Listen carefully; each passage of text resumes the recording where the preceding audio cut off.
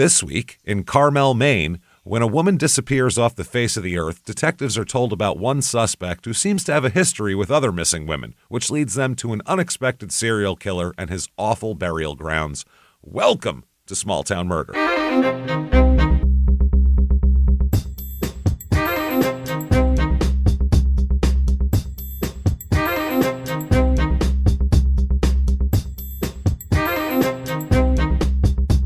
Hello, everybody, and welcome back to Small Town Murder. Yay! Oh, yay indeed, Jimmy. Yay indeed. My name is James Petrogallo. I'm here with my co-host.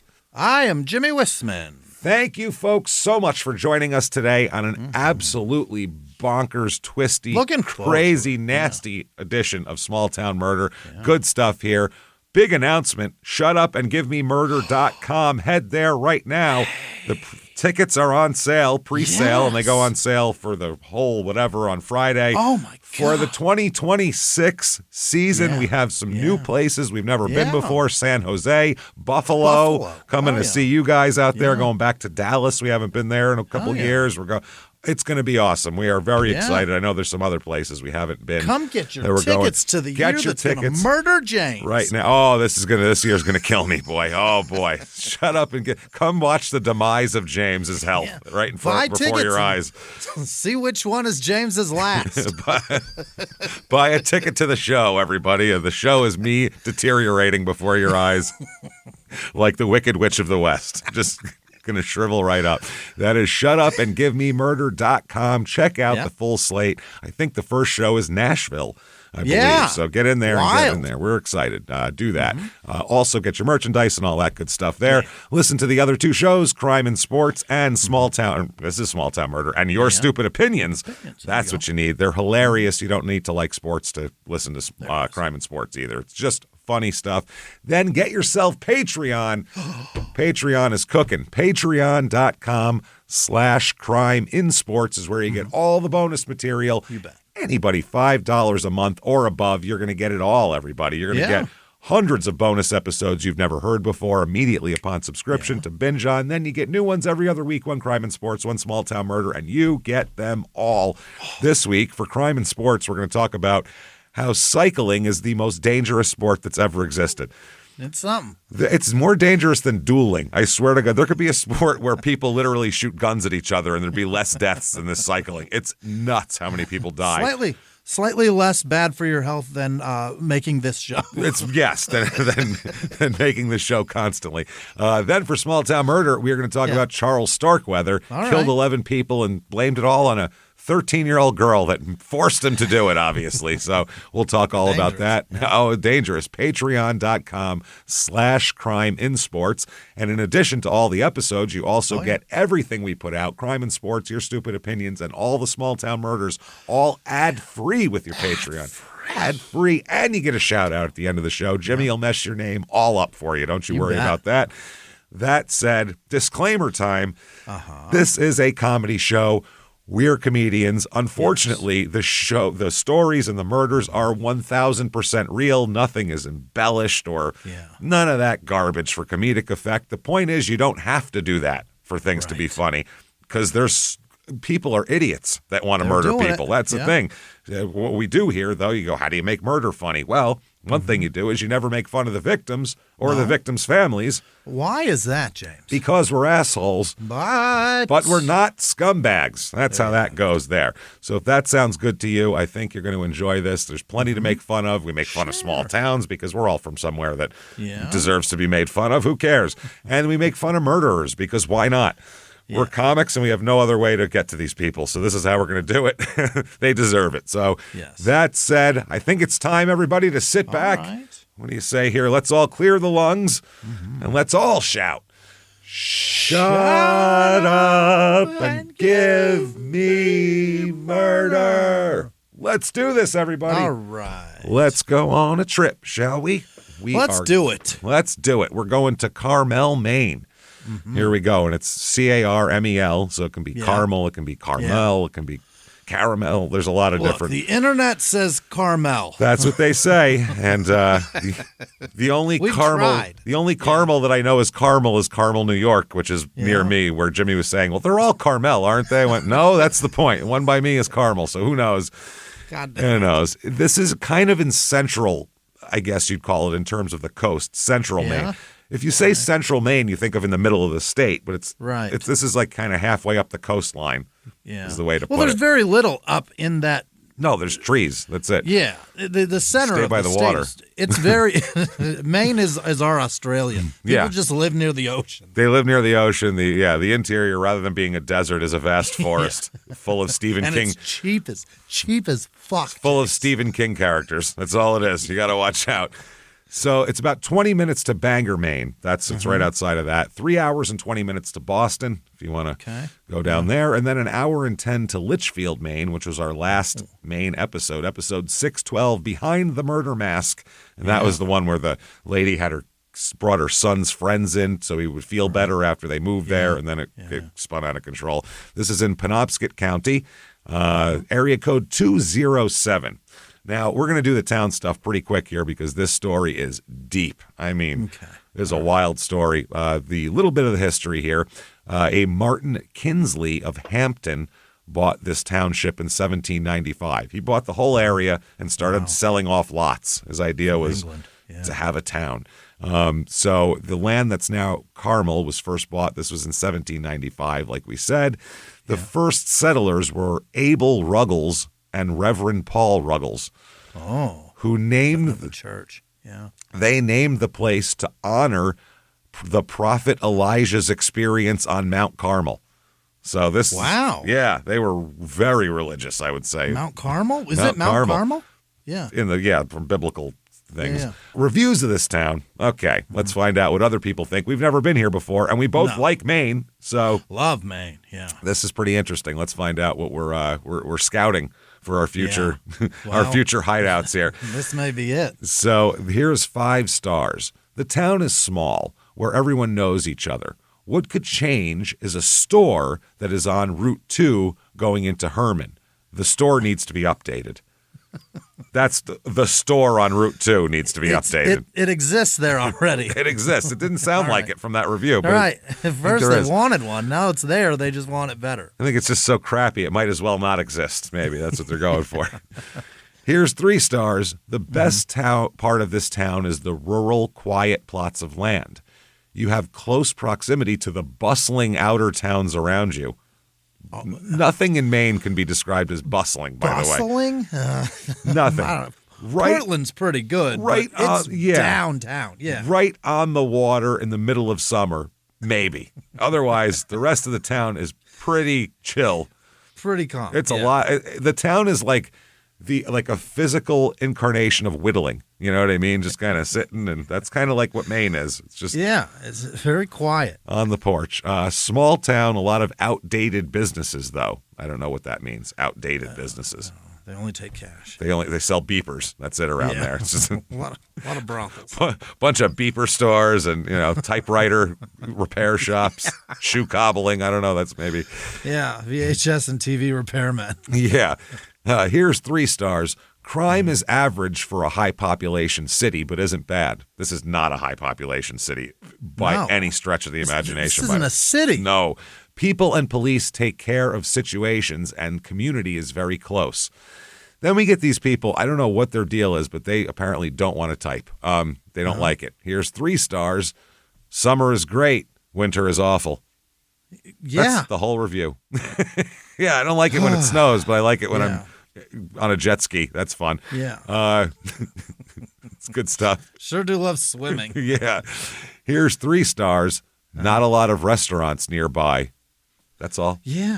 All right. That's it. And then here's 2 stars. I have to travel a half hour to work. Yeah, you do. That's it, though. There's no backstory. Wow. And then finally, here is somebody that's a little more voluble. 1 star. Stay away from Village Market. Oh, is that the root? I don't know. Business? Maybe that's the outdated businesses there. Yeah. I think this town is probably by far the worst place I've ever lived in my life. Probably by far. Probably by far. This town is one of those places where if you didn't grow up there or you're not from there, nobody gives you respect or doesn't even treat you with decency. The overall worst place here is Village Market. It's a small town. If you move to a tiny town, they're like, "Who the hell are you?" Yeah. You got to kind of work yourself in. It takes a minute. Haven't you seen Funny Farm? Hire the town together to sell your house, eat a bunch of Rocky Mountain oysters, and everyone will like you. It's fine. You hang out with the Criterion Brothers, and there's no problems. Go to the fucking baseball game. Yeah. The overall worst place here is Village Market. They had a worker there who it seemed was inbreeded. Inbreeded? Not inbred, inbreeded. You sound inbreeded. Yeah. Sir, you are inbreeded with nothing but an attitude problem. If you do stop there, they have some nice workers at Dollar General, though. That's about it. The owner of Village Market even followed me to my house because I expressed feelings to them. To your house? How the hell does that work? From the store, and the Maine state troopers did nothing except serve me and my girlfriend a no trespassing order when in all caps, we felt threatened. Okay. How does that work? Anyways, if you can avoid this town, do it at all costs. I'm from Maine myself, originally from Bangor. This town is 20 minutes away, but no good. Thanks. Hopefully you guys realize and understand. You're from Bangor. 20 minutes away. Moved out here. These people wouldn't be upset with You're from right there. Who cares? Right there. Yeah. People in this town, 2,828. So very small. Very few, yeah. There's this, and then there's Etna, which is right next to it, which is like 3,000 people, and then there's Newport, which is a couple thousand people, too. These are all the towns all lined up. Less women than men, which is, we rarely find that. 48.9% women, 51.1% men. I don't know if there's like lumberjacking going on there or what, but there's some jacking. I know that much. Yeah. There's all those guys. Whether there's lumber or not. That goes without saying. So median age here, 40.1, a little bit above the national average, not too far. Family here, it's 63% married, which is well above the 50-50 national average. Low number of people that are single with children. So you move here and you stay here and you stay married and with your kids out in the woods. That's pretty much. I don't know if there's not a courthouse nearby to file anything, so you just say, screw it or what. Race in this town, 98.9% white. That's pretty goddamn white. 0.0% black, 0.0% Asian, 0.4% Native American, 0.5% two races or more, and 0.3% other. 0% Hispanic, black, Asian. I don't know. 24.2% of the people here are religious, which is about half the national average. And the leading one is Catholicism. It's 11% Catholic, but 11% is hardly anything. We do know the Catholics are the Baptists of the North, though. They're going to be the highest one, 0.5% Jewish. Average unemployment, the median household income here is above the national average, which that's interesting. It's $86,623, which is not bad. People in Maine are doing well, and I'm not sure what all those people do, but they all got some damn money. And you're 3 hours away from a city, so I don't know, like a big city, I guess. Doing it. Bangor, Portland, I don't know. Lots of Etsy pages that are killing it. Oh, killing it! Just all sorts of, like Maine crafts, lots of plaid things going out. Cost of living in this town, 100 is regular average. Rest of the country. Here it is 85. And the housing here is a 78 out of 100. Median home cost here, $275,000, which is lower than the national average. That's Not bad if you're making more money. And we've convinced you, damn it. Here we go. You are going to talk to that inbreeded employee and straighten him right out. We have for you the Carmel, Maine Real Estate Report.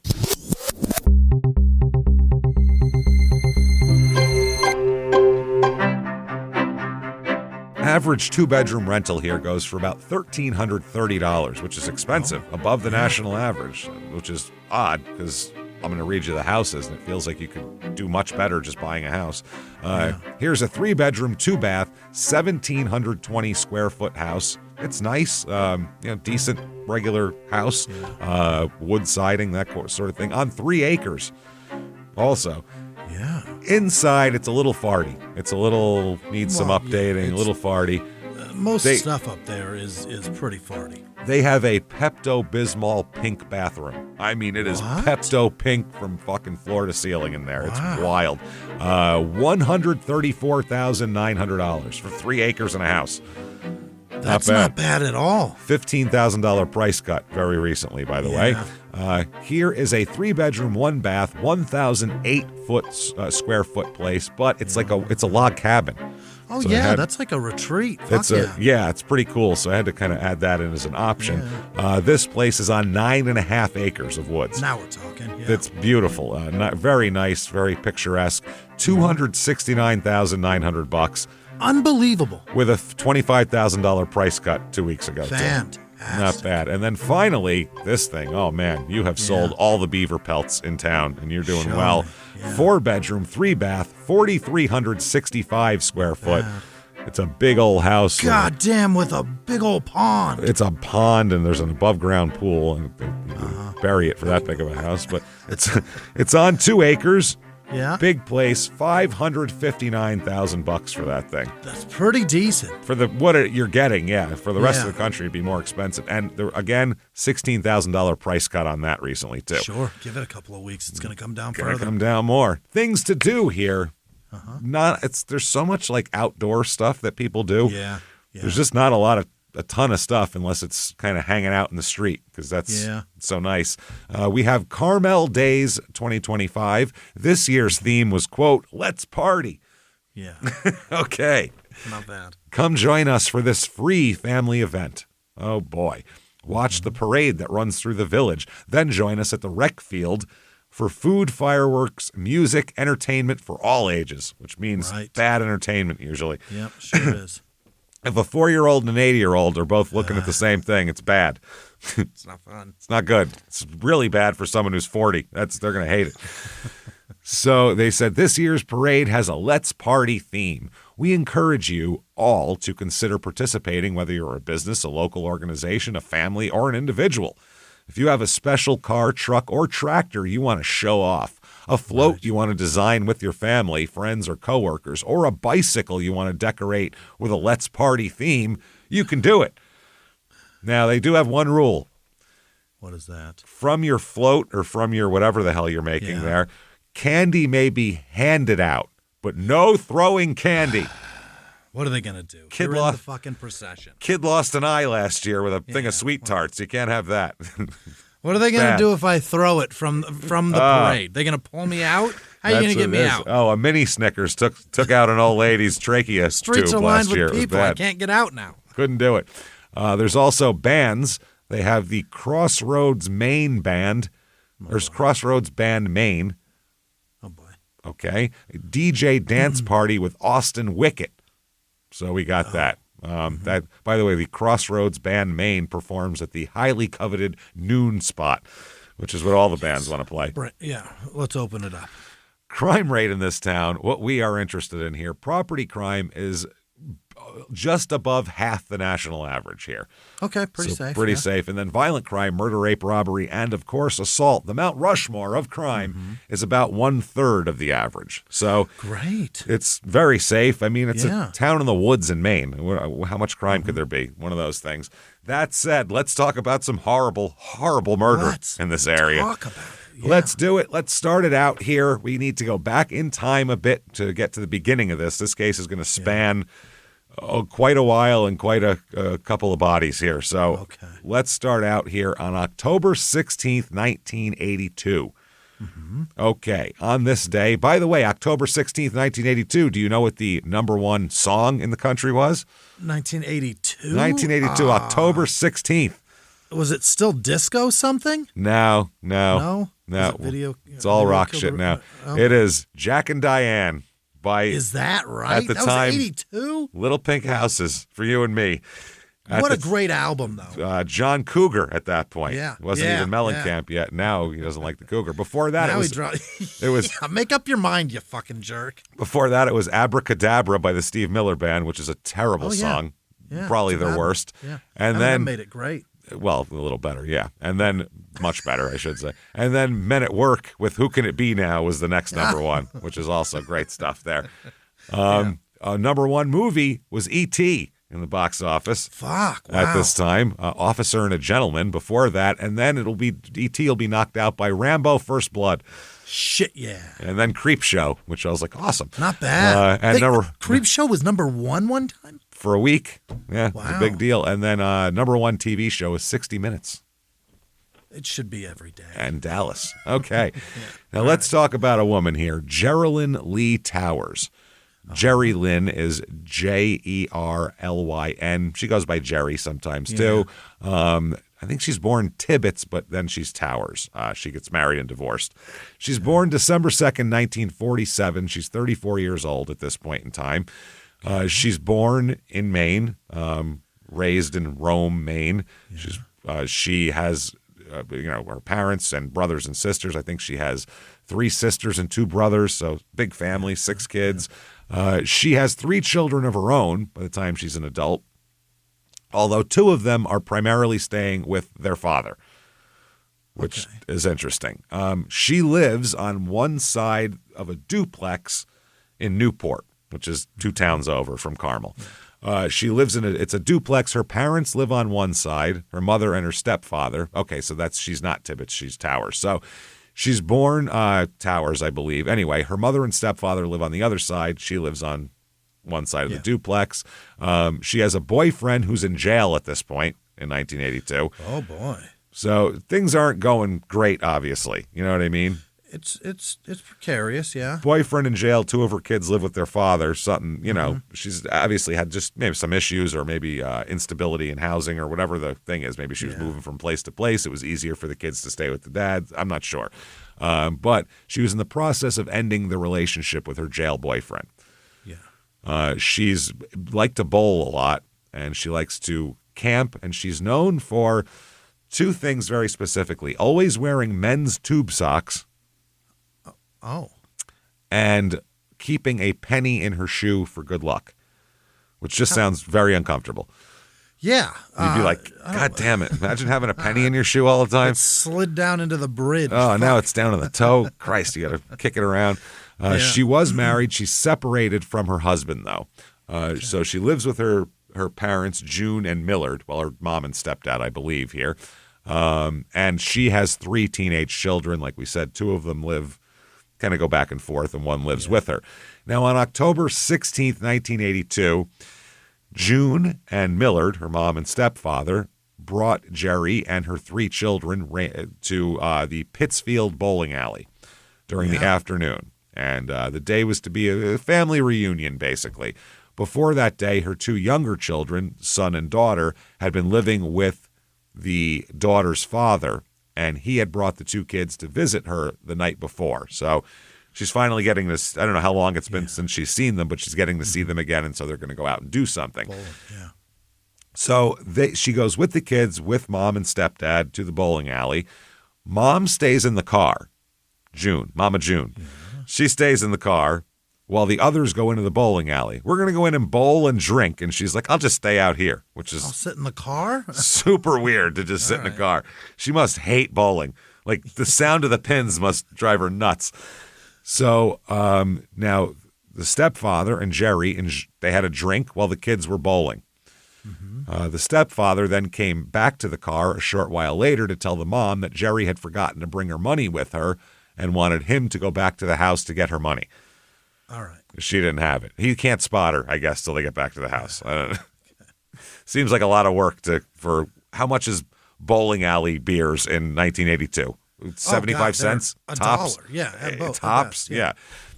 You can spot her. Now, according to her parents, Jerry had been saving up her change in a mayonnaise jar so that she could pay for this day of bowling with her children. She's had this like on the schedule for a while. This is important to her to go out bowling with her kids. Yeah. It is. Otherwise, she had only aid to dependent children, which is a check, like an SSI kind of check, and food stamps on which to support the kids. Okay. So saving up any amount of money was hard for her because she didn't have a lot of money at all. So the stepdad went to retrieve the money and later, returned after he got it. Jerry and the kids counted out enough to pay the bowling tab, which I'm sure was lovely for the people behind the counter. Thanks a lot. The entire family left the bowling alley. Now, Jerry's daughter said that Jerry had spent her bowling money on drinks and that she, the daughter, who's a regular bowler in the area, had felt angry and humiliated when her mother had to send for her change and make the kids count it out. You don't want to do that as a teenage kid. That's embarrassing, and nobody likes that. So, but, I mean, what are you going to do? Now, that night here, Jerry is known to have a little bit of a drinking problem. That's the thing. Yeah. So that night, at her insistence, her parents dropped her off at the Gateway Lounge and Restaurant. Now, you can tell she's got to have a drinking problem if the fact that she's been saving up and wanting to hang out with her kids so bad, and she finally has them, and then she goes to a bar instead. Yeah. You know what I mean? So that's a problem. That's because you're being drawn there by something, Sure. So she'd been drinking in the afternoon, and she decided to stop for a drink at the Gateway Lounge when the family returned to Newport. So they let her out at the bar, mom and stepdad and kids, and she told her stepfather she would call him later for a ride home. She entered the bar, they watched her, and then they went home. The parents went to their part of the duplex, and the children went to Jerry's side on the other side. The oldest child, who was 15 at the time, was watching, the other two kids, basically. So Mama June went to bed before stepdad here, and now she's got a daughter, Jerry's sister, who has advanced stage multiple sclerosis at the time. Damn it. She's been taking care of him. Stepdad stayed up watching, quote, Stacy's Country Jamboree. The fuck is that? I don't know, but it was on every Saturday night. So he watched it every Saturday night. Stacy's Country Jamboree while he was on that shit. Me neither. Then he heard a vehicle later in that night. He said June was still awake, the mom, and they both thought that was Jerry coming home. Mm-hmm. Okay. So the next morning, they never got a call to come pick her up.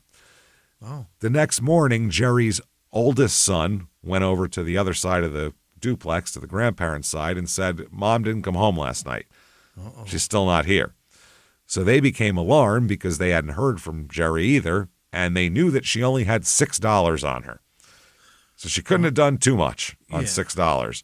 Yeah. And she was also taking prescription drugs for a liver problem. Huh? What? She washes it down with booze? She's already got cirrhosis or something? Good. I don't know. And did not have her medicine with her also. So $6 and no medicine equals she would come home. Yeah. Hey, everybody, just going to take a quick break from the show to tell you about the best holiday gift of the season, an Aura frame. AuraFrames.com. Oh, you know it. We love Aura frames here. Mm-hmm. You want to be thoughtful. This is what you're trying to be, a nice person. You want to get people gifts, and then you procrastinate because you're busy and you got things going on. At the last minute, you're like, what do I do? And you buy everybody gift cards. And gift cards are fine, but it's not. Yeah. There's nothing personal about it. Nothing. It says, I forgot about you till yesterday. That's what it says to me. But skip that panic and just give everybody an Aura frame. They're going to love it. You're going to feel great about it. They're unbelievable frames. These digital frames are phenomenal. They're going to want to see the pictures of the family in there. I'm telling you, especially if you've got a mom, an aunt, a grandma, somebody like, oh my God, they're going to love this so much. They have unlimited free photos and videos. You just download the Aura app and connect it to Wi-Fi. You can upload as much as you want to there. You can keep adding them from anywhere, anytime. You can add a message before it arrives too. Yeah, it's really great. A great gift box, too. Every frame comes packaged in a premium gift box with no price tag, so you don't have to worry about any of that. What am I going to put this in? You're going to love these Aura frames. You can't wrap togetherness, but you can frame it. And they're right about that. For a limited time, save on the perfect gift by visiting auraframes.com to get $35 off Aura's best-selling Carver mat frames, named #1 by Wirecutter, by using the promo code SmallTownMurder at checkout. That's AURAFrames.com, promo code SmallTownMurder. This deal is exclusive to listeners, and frames sell out fast, so order yours now to get it in time for the holidays. Support the show by mentioning us at checkout. Terms and conditions apply. Now back to the show. She had recently been hospitalized and her health wasn't too great. So they were like, she'd be home to take her medicine. So her parents report her missing. They say she was last seen at the Gateway Lounge. It was Saturday evening. They dropped her off about 6:30. They said she went bowling during the day. She wanted to have a couple drinks and relax. Her stepfather watched TV. They expected to have to pick her up. They said the call to get her never came. A vehicle with a loud exhaust pulled into their driveway at about 1 a.m. The driver turned off the headlights. And at that point, stepdad turned off the TV and went to bed, figuring, I'm not going to have to pick her up now. He was staying up because he thought he had to go pick her up at some point. Okay. Yeah. What a nice stepdad. Jesus. Oh, shit. But she never came in. So we have no idea. So a police officer named James Ricker, who is going to be, you're going to hear about him a lot through this episode. Officer, then detective, then Chief Ricker. Oh, all the way through. Yeah. He responds to the call, and they tell Ricker that their daughter went off for short periods of time in the past, but she always let somebody know where she was. She never disappeared. Right. This time she didn't contact anybody. So that the Tibbetses here, the parents, also decided to run a notice in the local papers asking for anyone who might have seen her. Because after a few days, nobody's seen her. Wow. So they said they received one response, and it's from a, quote, someone who called himself a fortune teller. Oh, yeah. A psychic. Yeah. He called to inform the family that he believed Jerry was in a river in Bingham. Oh. Okay. Now, the psychic here, they said that the weird thing, they said perhaps more disturbing than the communication from the so-called psychic was the fact that Ricker could locate no one who admitted to having seen Jerry after she was dropped off at the bar. Oh. So the cop issues a missing person report, including a complete description of Jerry and everything like that.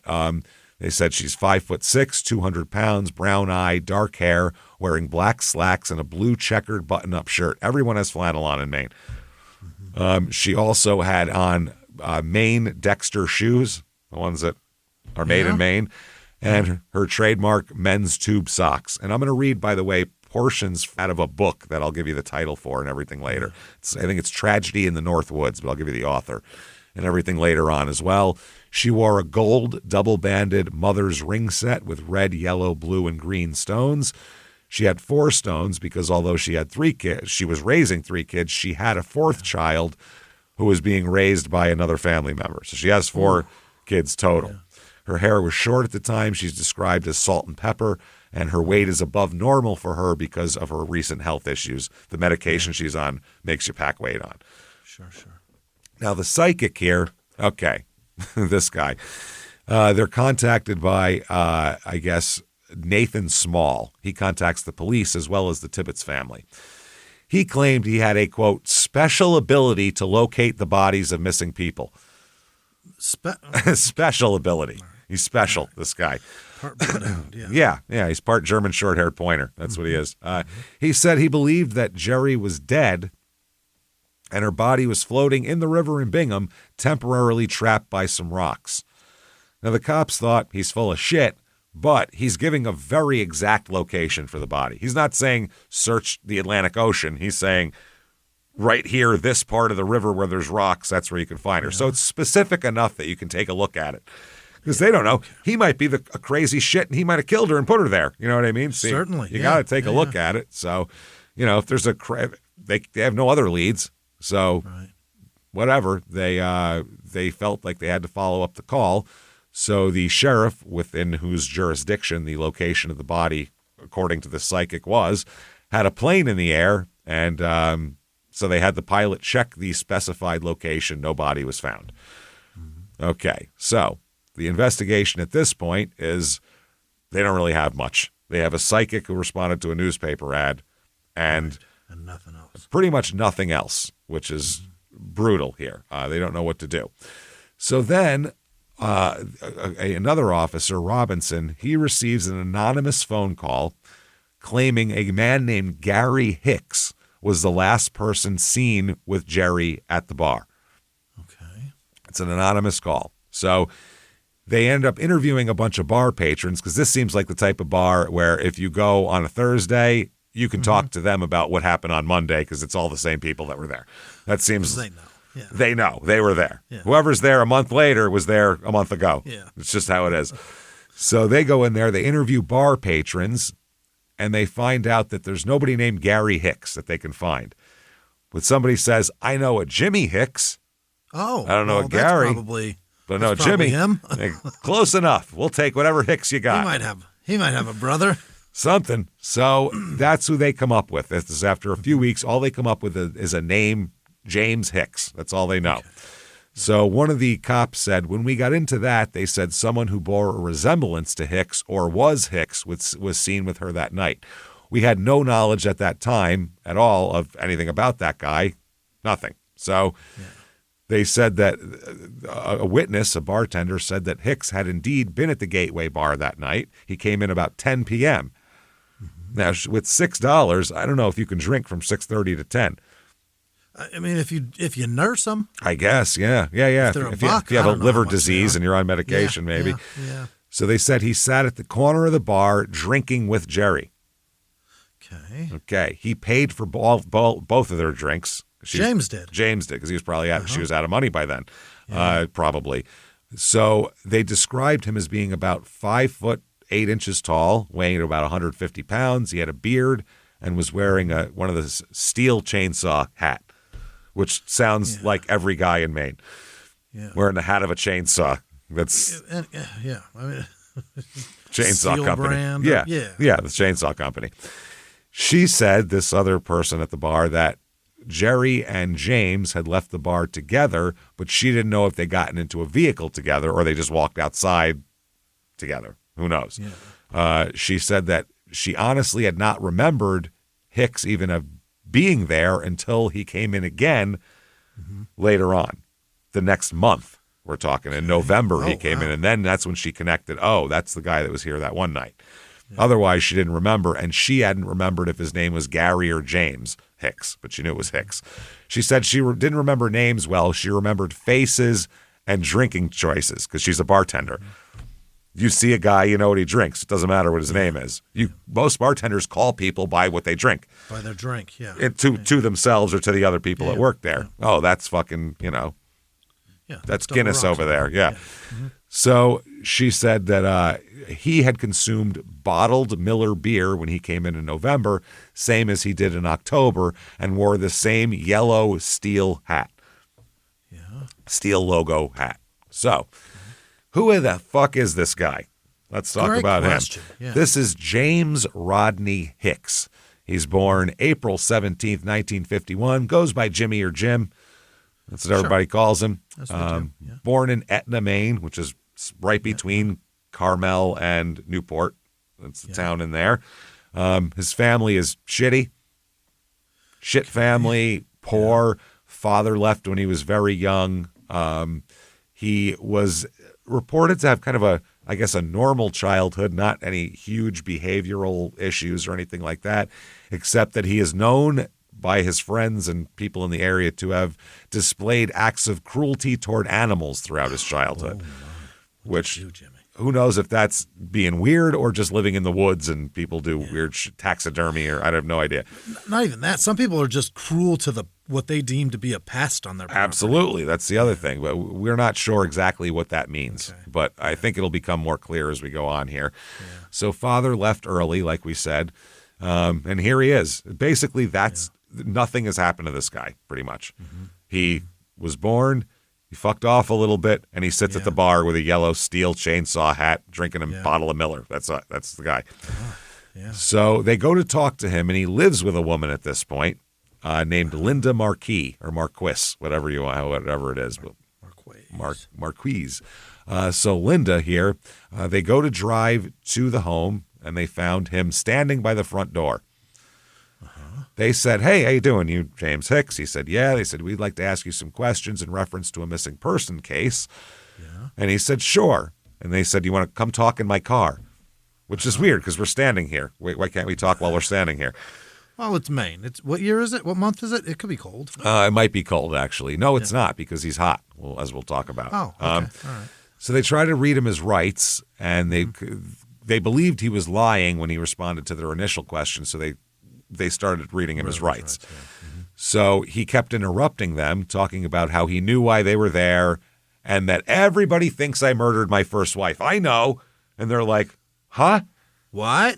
You're what now? You're who's a where they're what? The fuck are you talking about?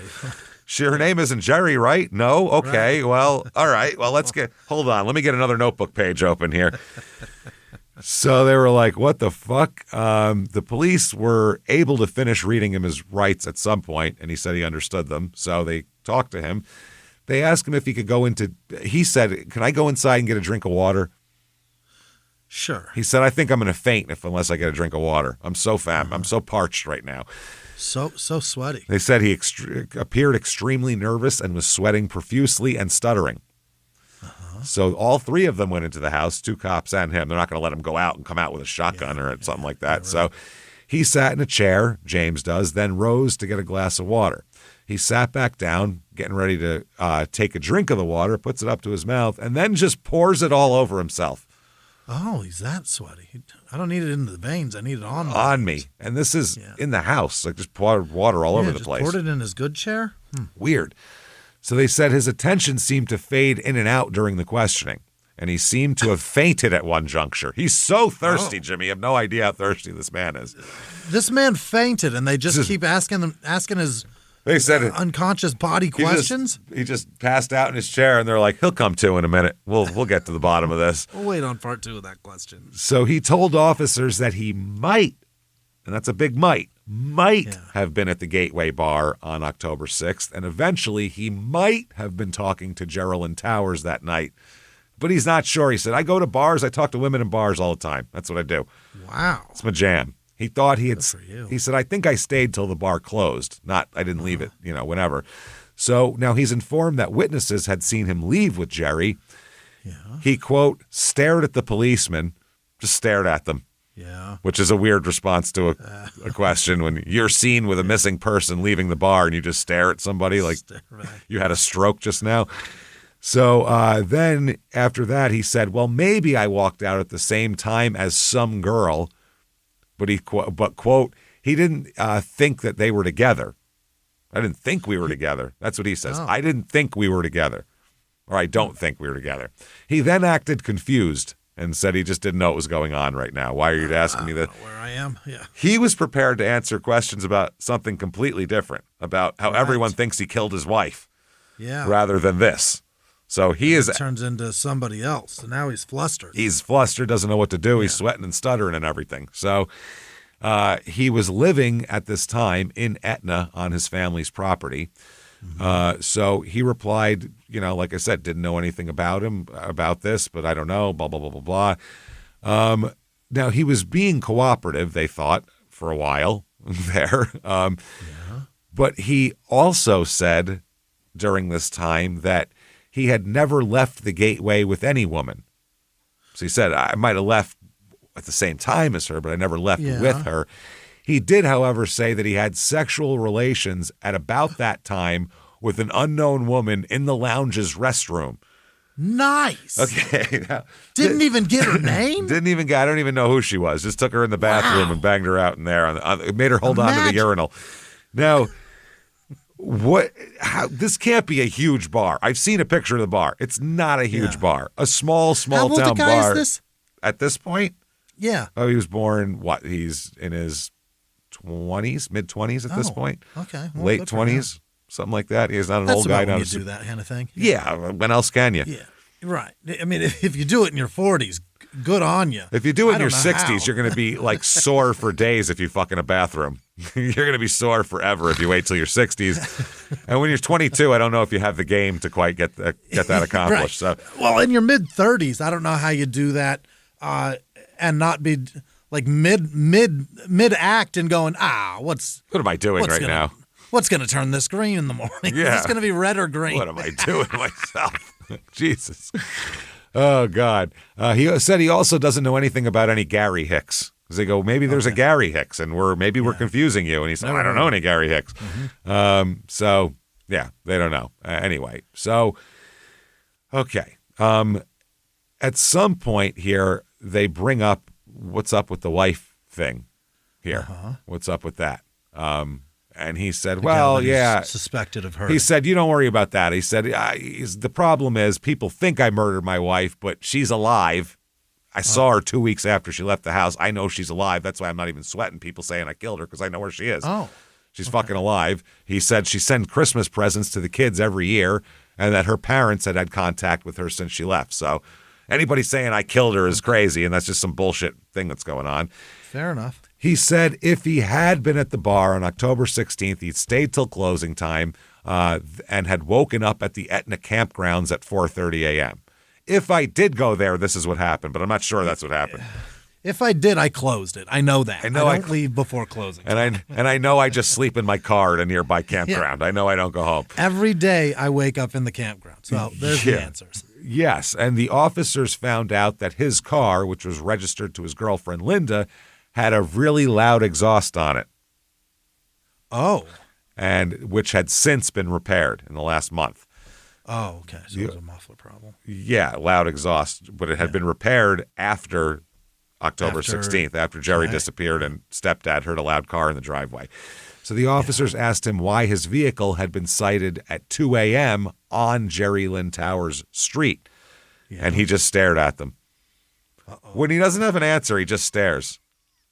That's his game, which works, honestly. It's better than giving a bad answer. Yeah, I mean, he wakes up in a campground like Trevor in Grand Theft Auto 5. Yes, exactly. And with gravel in his ear going, yeah, what the fuck happened? This is exactly... you son of bitches. This is exactly the response I think Trevor would give if questioned by the police. You could just stare at him. When you can hear someone blink, that click, click of the blink, because it's so quiet because they're just staring. Yeah. So a later communication stated that at the time of the interview, quote, Hicks was suspected of nothing other than a fling with a girl he'd met in a bar. Then, during this interview, his live-in girlfriend Linda came home and ended the interview and kicked the cops out of the house. Get the fuck out of my house. Oh, wow. Oh, yeah. She was done. She's aware. As Ricker explained later on in an interview in 2009, he said, quote, she asked us to leave and we left. I was trying to be discreet, but she knew that there was something going on about a woman. Hicks, he said, had started shaking the moment he was asked where he let Jerry Lynn Towers off that night. Uh-oh. As they followed up on other leads, they would die off, and there was still Hicks sitting here being weird and suspicious and staring at him and shit. So it's very strange. Now, then they do some investigation. Let's find out about this wife and all that, and they find out he is, in fact, a married man. Oh, right now. Right now, not to Linda. Uh-oh. They contacted the Etna postmaster and asked if he had a street address for Hicks, and that's how they found him to begin with. But they replied that the postmaster said that he knew Hicks personally and found him to be rather strange. You know, it's a small town. When the cop can call for an address and the guy goes, oh, I know him. That's some small town shit right there. Try that in Salt Lake City. They go, here's his address. I don't fucking know that guy. Also, how do you go to the mailman and he just knows? I've got 4 mailmen. I haven't seen the same mailman in weeks. It's interesting. Yet someday when we do the Poughkeepsie serial killer one, I am going to quote my mailman because I can't wait. Him and all the other mailmen, other mailmen talked about the smell all the time and all that kind of shit. Same guy. They all knew. Yep, same guy. So they said that he found him rather strange and said that Hicks's first wife had disappeared about 5 years ago. Oh. And never to be heard from again. He and everyone else he knew believed that, just like James had said, everyone thinks that James killed his wife and then filed a missing persons report. So anyway, his wife, where is she? Well, she's Jenny Lynn Cyr, C-Y-R is her birth name. One half a vowel in there. Cyr. She'll be Jenny Lynn Hicks after she marries him. She's born February 6th, 1954, so about 3 years younger than him. Her parents are Myra and Adrian Cyr, and she's born in Danbury, Connecticut. Her family moved to Maine when she was a small child. She was in the Dixmont school system. She lived in Etna, Maine, which is a very small town.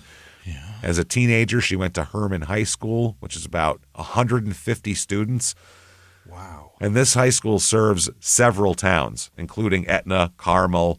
All of them have 150 kids combined. Altogether, the high school has 150 kids. Wow. So not a lot going on there. Very small town. Now, when she was a freshman, Jenny met Jimmy Hicks. Sure. On a school bus. On their school bus. He was 3 years older, so he's probably a junior when she was a freshman. Riding the same route. Yep. She passed him a note one day asking him to sit with her, which is every 16-year-old boy's dream. Shit, yeah, I'll go sit with a girl. Yeah. Awesome. He said, shit, yeah, I'll go back and sit with you. And they started a romantic, teen relationship here. Come back here and I'll tug on you. Well, he didn't have to tug on her. She didn't have to tug on him because she let him put it in her because she's pregnant by the time she's 16.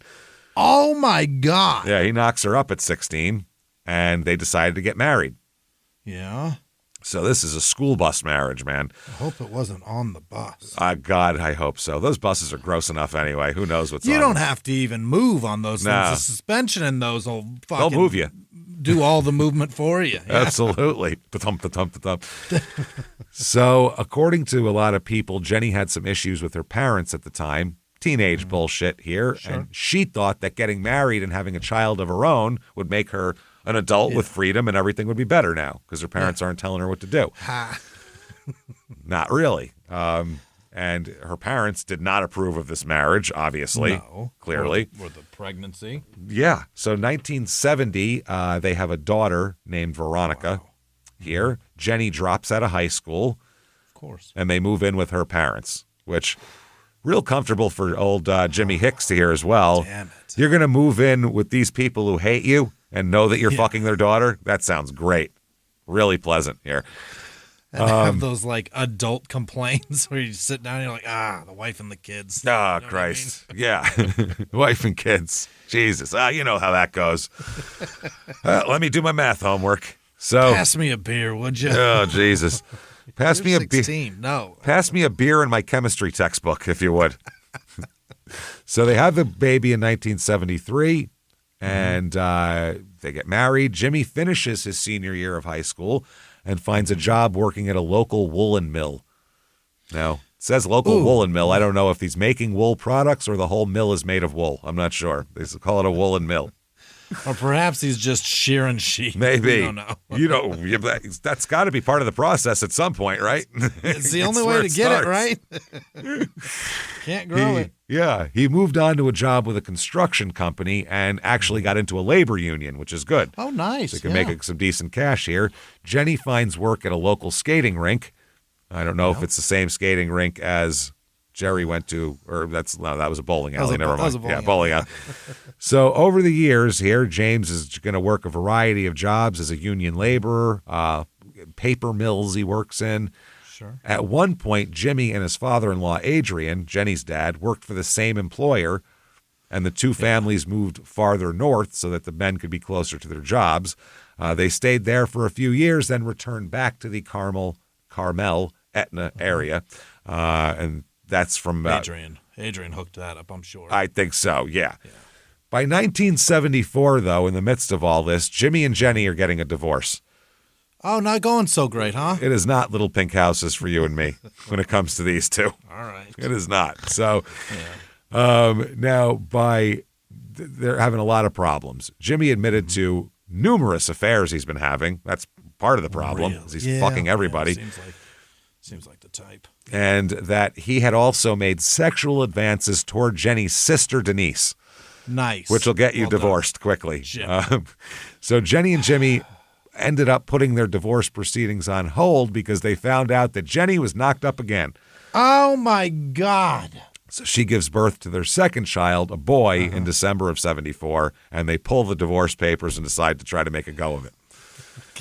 Stop trying to fuck my sister. Stop. You got it. Here, I'll put it in you and leave it in you. Stop trying to fuck our kid's aunt. Yeah. Stop trying to fuck Aunt Denise, please. So by 1977, Jimmy and Jenny are living at the T&N trailer park. T&N? T&N, not T&N. Yeah, so the trailer park in Carmel, Maine. It is on Route 2 in Carmel, where that store that needs to be updated was, according to that reviewer. It's right down the street. Route 2 was a quiet road. It stretches from Bangor to Newport, so it goes through Carmel, Etna, and then to Newport, and also through Herman, where the couple, both of them had went to high school, and ends up in Newport. Now, the trailer park's a small trailer park, 2 rows of trailers, one of those. We've talked about that, like on the way to Massachusetts when we saw that little just barely a park. Barely a park. We had a show a couple of weeks ago that had a trailer park very similar to this. Yeah. The Hicks family here lives in the second row, the one farther from the Route 2, from the main road. It's the second trailer on the west side of the court, lot number 28. The court features single-wide trailers, little rooms, those little tiny windows that had cranks on them. Remember those? Yeah. Bad trailers. Yeah. Little tiny But yards. I do like the ones with the panel windows. Those are cool, like that, like louvers. Those are cool. Yeah. Like an '84 Dodge Charger would have in the back of it. Yeah. Like a Florida home. Like a Dodge Daytona from '87 would have those. Yeah, Florida home. That was a fun fucking car. They were cool. I liked those when I was a kid. Those were so cool. Those were cool. I want to say the Shelby one's bad fucking. Oh, they were awesome. I'm gonna shop for one of those. They got to be $1,200 now. Or they're $38,000. One of the two. It might be like a Supra. You know what I mean? Where they're just so expensive because they're. Who knows? We'll see. The motors were useless. They're garbage. They're fast for about 2,000 miles and they explode. Then it's a Dodge from the '80s. It's an American '80s car, which are not a good era. Loved that car though. So for work in '77, Jimmy is working with the Paul Lawrence Construction Company, and he's working in Woodland, Maine that summer, driving 3 or 4 hours each day for a 115-mile commute. Yeah. He's working hard. He would get out of bed that summer by 4:30 a.m. each day and leave the trailer by 5:15 so he could start work at 7:30. Okay. So that's a 2 hour and 15-minute goddamn drive. That's rough. That's long, man. That is long in the morning. He said he made the long commute so he could be with his wife and children in the evenings, whereas most of the men just stayed at the job all week. They stayed out there. Okay. He said he came home to spend time with the wife and kids because he's a family man. He's a good man. Now, Jenny does stuff too. She does, she's very good at cakes. She makes elaborate, creative cakes that she's very good at. Early. Yeah. She is like early adapter of Cake Boss shit. Yeah. Like if she had a TikTok channel, she could have crushed it. Killed it. Yeah. Crushed it. Unfortunately, she just had a trailer in Maine that she made cakes out of. 40 years too early. Yeah. Very much, yeah. Yeah, almost 50 for Christ's sake, and at the end of it. So, at least 40. So she did all of that. She made a Greyhound bus cake for her best friend's father, who I guess retired from Greyhound. Also, for additional income, she did this, or sometimes she just did it for people as gifts. She also started working as a, quote, as a kitchen helper, or a tray person, they called her, at the Penobscot Nursing Home in Brewer. Now, she worked part-time split shift position and, was a good employee there. Yeah. In order to take the job, though, she had to find a babysitter. Sure. So she's got a friend named Linda Elston who lives next door to her in the trailer park. And she volunteered to babysit for the kids until Jenny could work out a better arrangement. Temporarily, so you can start this job, I'll do it. Jenny was also arranging to start CNA courses, certified nursing assistant courses as well, at the nursing home to further her career. She also would require child care for that. So she needs like a permanent babysitter. She needs like a live-in au pair, which you don't find those a lot at the TNN single-wide trailer park. No. Not really. So it's a problem. So anyway, Linda and Wayne Elston live next door. Elston or Alston, I'm not sure. Either way, doesn't matter. Linda and Wayne. Yeah. Linda's good friends with Jenny, and Wayne has known Jimmy since kindergarten. How about that? They all live. They live there. Wayne was serving in the Army, and Wayne was transferred to Bangor until after his mother's death. The couple had 2 daughters. The oldest was the same age as the Jenny and Jimmy's daughter, and their youngest was about the same age as their son. So it's an easy watch, basically, for her. Yeah. She's doing all the same things. Yep. So they knew Jenny well, this couple. Linda considered herself Jenny's best friend. Their house wasn't in the trailer park, but it was across a short dirt drive in the park, and a few hundred yards down, their house is there. So it's a 2-minute walk. It's like across the street, pretty much. So she said, quote, this is Linda, said, either I was at her house or she was at mine every day, mostly while Jimmy was at work, and they would often go shopping and all that. And He said that Wayne said that he's known Jimmy since kindergarten. They'd been friends. He was mainly friends with Jimmy's brother rather than Jimmy. He said that Jimmy's brother was involved in sports, and so was Wayne, while Jimmy, quote, pretty much did himself during school, quote unquote. Just whacked it. I get what he means, but he that's pretty much terrible. did himself, you know. After he graduated from high school, he said Jimmy didn't seem to hang around with any of the friends, and he would spend his time with his family, like his brother, his father, and his wife. Yeah. None of the other kids are married with a child, probably, is why. Yeah. He's a goddamn father, for Christ's sake. Man. So Wayne said about Jenny, she was just a very nice person. She would do anything for anyone. And Linda said she's an awesome mother, awesome woman, a mother to die for. Weird way. Again, strange way of putting it. So they're living. They have 2 kids, Jenny and Jimmy.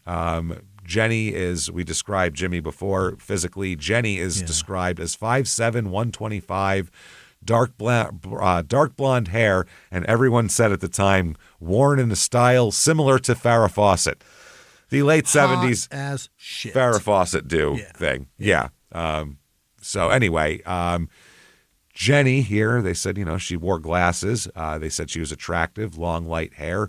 Her glasses she needs badly. She is blind. Yeah. Oh, boy. Terrible eyesight. Terrible here. Not good at all. Now, Wayne, the neighbor, said Jenny seemed to be living 2 or 3 different lives. He said 1 when she was with other people, 1 a good life with her kids, and the 3rd a terrible life with Jimmy. Oh. Yeah, he said the marriage clearly had trouble, but she would never tell anyone what it was all about. Now, here's a story from Jenny's mom, Myra. She said Jenny's marriage, quote, seemed all right, but then later stated that her daughter went out one night with a young man while Jimmy stayed home with the children. Jenny never came home that evening, and Myra, the mom, said she saw her daughter in a car the next day, and she said, quote, I yelled at her and said, what kind of mother are you for staying out all night like that? So she got yelled at by her mom for staying out. In traffic, in public. So they're in need of a babysitter, a permanent. Linda can't do it all the time. So they end up coming across the perfect situation. What's that? A 15-year-old named Susan Matley. Okay. Now, Susan, you'd think, maybe she's a neighbor kid and she has a lot of free time. Right. No, not at all. She's actually a ward of the state of Massachusetts who ran away from her foster home and hitchhiked to Maine with 2 of her friends. A fugitive. Otherwise known as a child fugitive. That's crazy. Wow. An absconder. Yep. The guy who gave them a ride to the Carmel area said when they arrived, Susan, who was a small and slender girl with blonde hair and blue eyes, decided to stay there with the guy who gave them a ride.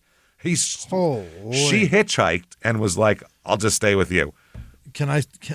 Since you're being so generous today with the ride, have you a room? Have you a bed and room and board, please? This is a guy named Dwight Overlock, and Overlock and James Hicks went to school together but weren't close friends. Okay. Now, his family introduced Jenny to Susan, and they agreed, I got this 15-year-old girl in my house I don't know what to do with. You need a babysitter. What if we move her into your house? And perhaps we could traffic her. I could sell her to you. What is going on in Maine? Perhaps I could sell you a sophomore. Would you enjoy a child? And she said, sure. Now, at the time, Susan was describing Overlock, who was at least in his mid-20s, as her boyfriend, by the way. Oh, my God. Okay, now I don't know if he's trying to get rid of her or what here. Right. So they, quote, hire her. Now, this is how they hire her. Okay, this is crazy. Yeah, it is. It gets crazier. In return for watching the kids when Jenny was away, Susan earned her room and board as well as cigarettes. So they're going to pay a child in cigarettes. You're going to pay a child in prison. It's cigarettes and a roof. It's prison. We're going to pay a child in cigarettes. That's crazy. Pay a child who's our high school friend's girlfriend. Yeah. In cigarettes. Okay. She slept on the top bunk in the children's room, too. She slept with the kids. just smoking away. I just picture her up there smoking away in that bunk. Just smoking cigarettes on the top. That's it. Oh, boy. Oh, man, this is hilarious. So while the other kids slept on the bottom bunk. So they slept together on the bottom bunk. She slept in the top bunk by herself. I got top. Jimmy, not surprising to anybody, quickly made advances on her, obviously. Is that right? Of course. Why not? That's sick fuck. You're already committing a multitude of crimes of child endangerment and other things. Why not throw trying to fuck her in there, too? Disgusting. Yeah. So apparently one afternoon when Jenny and the kids were away, he kept grabbing and pinching her and backing her into the refrigerator. This has turned into the accused now. This is horrifying. Oh, boy. So Susan fled the kitchen, takes off. Jimmy would follow her, and we don't know if it was on purpose or not, or Susan doesn't know if it's on purpose or not, but he burned her neck with a cigar after throwing her onto a bed. Oh, boy. This is a 15-year-old. Yeah. Threw her on a bed and burned her with a cigar. What the fuck? This. She started crying for him to let her go, so he did. Now, here's the thing, though. This is in July 6th. That was July 1977. On July 16th, 1977, Susan told Jenny about what happened. Oh. Jenny is not happy at all. No. And so they argued about it. Jenny was upset, obviously, about this and argued about to Jimmy, saying, one of us is going to move out of the house because this isn't going to work. You're trying to fuck our sophomore babysitter here. So they've had, apparently, these fights are not a novel thing for them. They happen all the time. Yeah. That blow up into you're leaving or I'm leaving. So, but Jimmy had always been able to convince her not to go. But this time, he seemed like he fucked up too bad to fix. So it's bad. Jenny was not letting this go. Sunday, July 17th, Jenny, Jimmy, and their little boy went for a long drive. I don't know why they left the daughter home, but whatever. They stopped in a small town of, Kenduskeg? Kenduskeg. Kenduskeg, yeah. I don't know. And Jenny and Jimmy argued further about the situation. Sure. They decided Jimmy's going to be the one to leave. Because, I'm here with two kids. So, you should probably leave. Jenny would keep the kids. Anyway, Jimmy told people he thought he'd be able to change her mind before the end of the month when he had to get out. Yeah. So the couple went home, and on Monday morning, July 18th, Jimmy got up and went to work as usual. Jenny and the kids went to see her sister Denise that Monday morning, the one he tried to fuck when they lived with the parents. Right. Yeah. So after the visit, Jenny headed to Bangor to buy some ingredients to make cake for the neighbor Linda's nephew. Cake ingredients. Yeah. So they decided that the daughter would stay with the sister Denise. So the sisters made plans to meet the next day for Jenny to take Denise to a dental appointment in the afternoon. All right. Okay. That's how this goes here. That's the scene is set. Now, July 18th, that's the day where this is all going on, the 18th. Yeah. They're going here because that was the Sunday. Okay, that was what they did. Now, the 18th is the day of the dental appointment. Jimmy's at work. Jenny leaves with her children to visit her sister, then go to Maine for the shopping trip like we talked about. After returning home, she called Linda, her friend Linda, and asked if she wanted to go to Bangor with her tomorrow, but Linda says she can't go. She tells Linda she finished making the cake, and they had plans to take the cake to Bangor the next day, and Jenny called and asked if she could come over, but Linda said she couldn't. She didn't have anyone to watch her kids. So Jimmy here, Linda said about Jimmy, quote, "We couldn't just sit and talk when he was around. She didn't seem to quite dare to say anything. Once when she had tried to visit Jenny in the evening, Jimmy Hicks had sat there listening and suddenly announced, 'I'll give you a ride home.' They're in the middle of talking. Yeah. Imagine you're there with your wife and she's talking to one of her friends and he's like, 'Well, you're getting the fuck out now. Let's go.' I've done enough of this." Yeah. I'll give you a ride home. So Jenny just shook her head as if basically saying don't go with him, which she didn't. So July 18th, spent the rest of the day with her kids, her sister, and her friend. But at some point, he comes home from work. Jimmy comes home from work. Now, that night at 2 a.m., neighbors hear Jimmy and Jenny arguing around the trailer because this is a small trailer park, a single wide. It's a 2-row trailer park. Right. You might as well put your fucking lips up to a bullhorn and start arguing because you're in a tin speaker. Yeah, that's all it is. Just go shout at each other in your neighbor's bed. It's easier. Yeah, that way they can hear it clearly. Stop. They're listening. Yeah, a little bit of insulation in between you and their ear. Yeah. So then the next day, Jimmy says, Jenny's gone. She's missing. She took off. Oh. Yeah, gone. She's reported missing by both Jimmy and Linda, the neighbor here. Oh. So Jimmy, the cops come to take a report. Jimmy tells the cops that she, quote, probably ran off with a truck driver. Probably. You know how that goes. When you can't find your wife, what do you think? Fucking a truck driver, probably, right? That's what I think. Jenny's parents said she's not fucking any truck driver. She wouldn't leave her kids, is what they said. They said she would have never run off and left her kids behind, nor would she have not contacted us to tell us what was happening. She would have called us and said, I left. Can you go get the kids or whatever? So it made no sense. So Jimmy said, I've been looking for her, can't find her. And the parents said, I looked for her, I can't find her either. So they talked to Jimmy here, and basically, in his version of the events, Susan, the babysitter, went out on a date that night, the night that they argued and Linda disappeared and Jenny disappeared. She'd gone out on a date that night with Dwight Overlock, the guy who gave her a ride and then took her in. Right. He and Jenny watched television were watching television when Susan returned from her date at about 11 o'clock. He said he didn't talk to her because he was angry about what she told Jenny.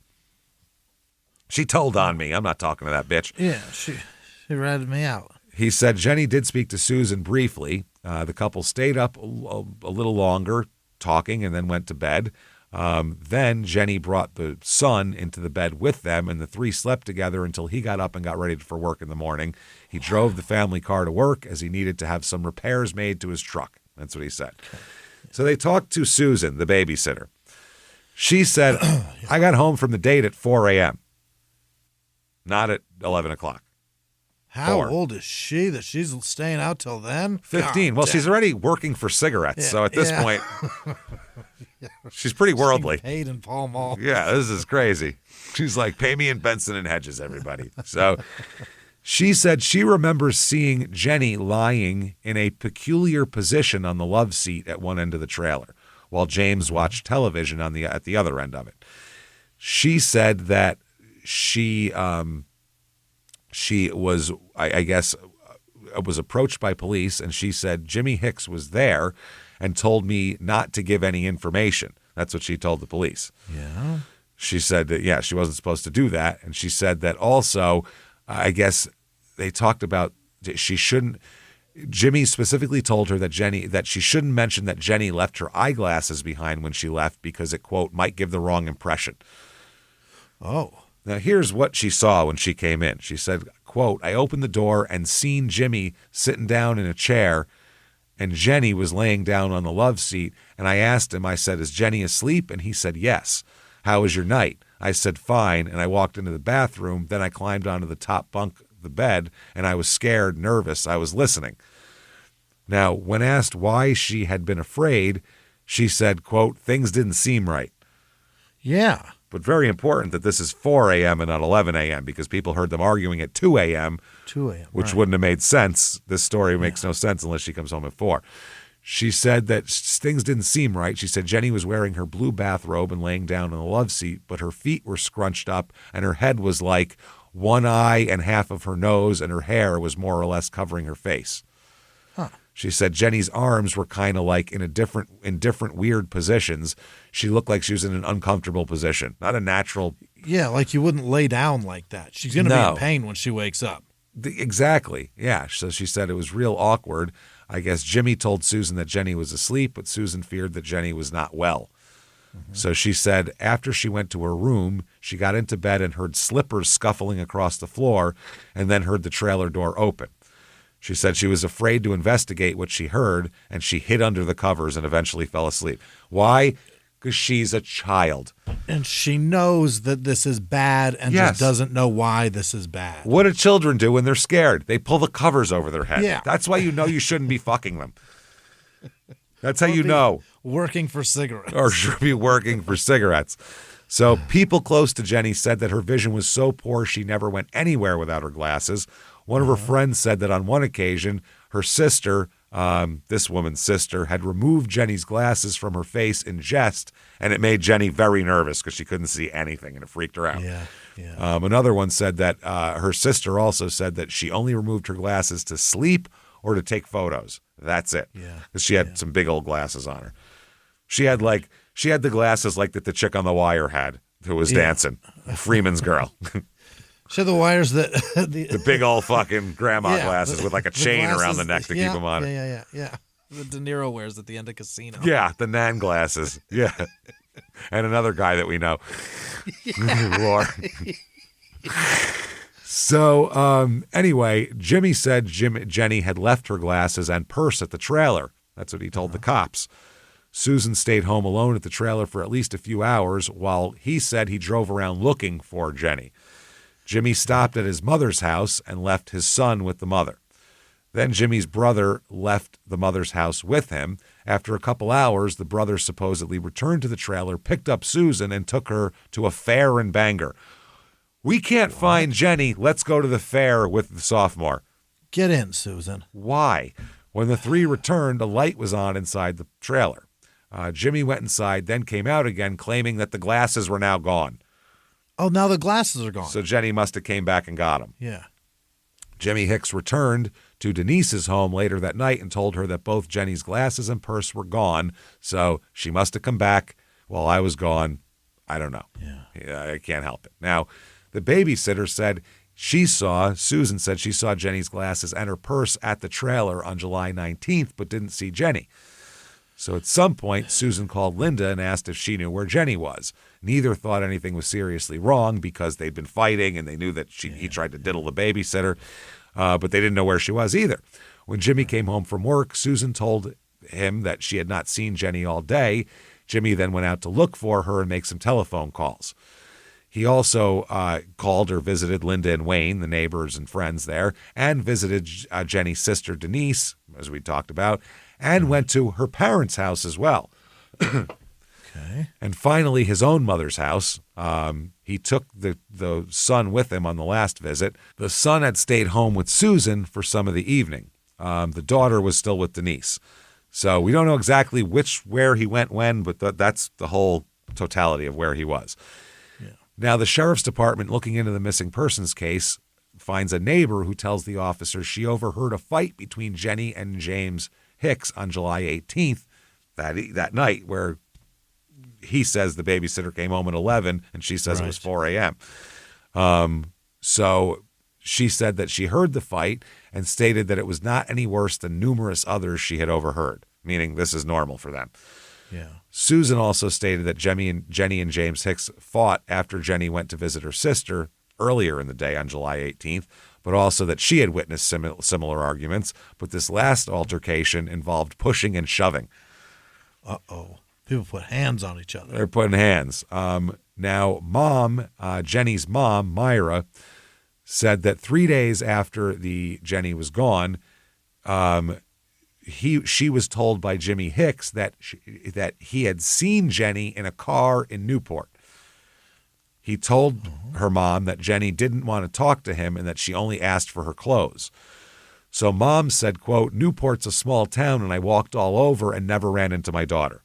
She was like, if she's in Newport, I'll find her. Yeah, I'll see her, yeah. Now, 1 week after the disappearance, there's a woman named Linda Dunifer, not the other Linda, the neighbor. This is a different Linda.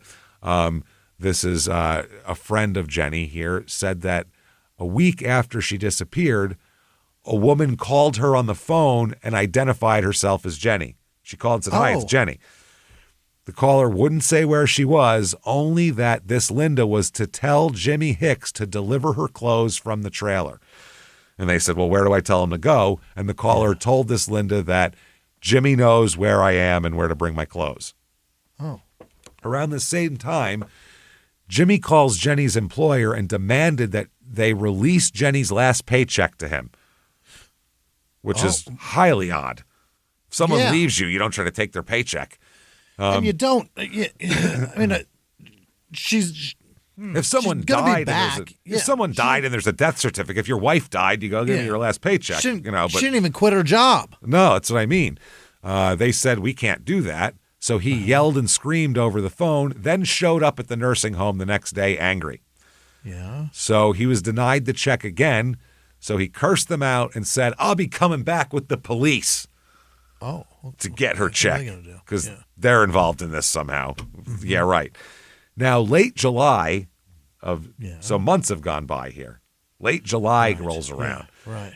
James Hicks reported that he saw his wife about a week or so after she disappeared at the Gateway Bar near Newport. Remember that? Oh, yeah. The Gateway Bar, obviously, would later come into a big thing here. But no one could find any evidence that Jenny had actually been at the Gateway Bar in late July 1977 when he said he saw her. According to James, he had been with his brother that day when he saw his wife sitting in a car in front of the Gateway with a tall, dark-haired man. Supposedly, Jenny told Jimmy that she was staying with this man, a friend of hers, and his parents in Waterville, Maine, and she claimed that she was planning to go to Florida with them in their Winnebago. Oh. She did ask how the kids were doing. They good? Okay, great. I gotta go. And everyone's like, no. She was obsessed with her kids. She wouldn't be like, I'll be in the Winnebago. Kiss the kids for me. That's P.S. Hope they're all right. So Jimmy also tells everybody that Jenny's fine. Tells other people that I not only saw her there, I've heard from her. I saw her in Augusta, in Waterville, in Newport. She's also been seen in New Hampshire and down in Florida. She's around. Don't worry about it. August 15th, 1977, there's an article here in the newspaper. There's a picture of Linda, by the way, for you. Okay. Yeah. They said relatives and friends said they're seeking information as to her whereabouts. She's been missing from a trailer park, and they give all of her major stats and say that she wears her dark blonde hair in the style of actress Farrah Fawcett Majors. Right. She was married to Lee Majors at the time. Farrah Fawcett. Yeah. September 1977. I guess Jimmy says he spots Jenny, and a chase ensues. Oh. Yes. Apparently, this is Wayne, the friend, neighbor. Yeah. He and Jimmy's brother, George, drove into Bangor, where Jimmy hoped to find someone he thought who lived on Ohio Street. Mm-hmm. Wayne Elston said he was not made aware at the time of the reason for the trip, nor the identity of the person that Hicks was trying to find. But when James Hicks was told that the person had moved from this apartment they went to just 2 days before, the three of them drove away, and Wayne said eventually they stopped at a set of lights near Harlow Street. Wayne said at that moment, James said he had just seen Jenny drive by in a car. I seen her.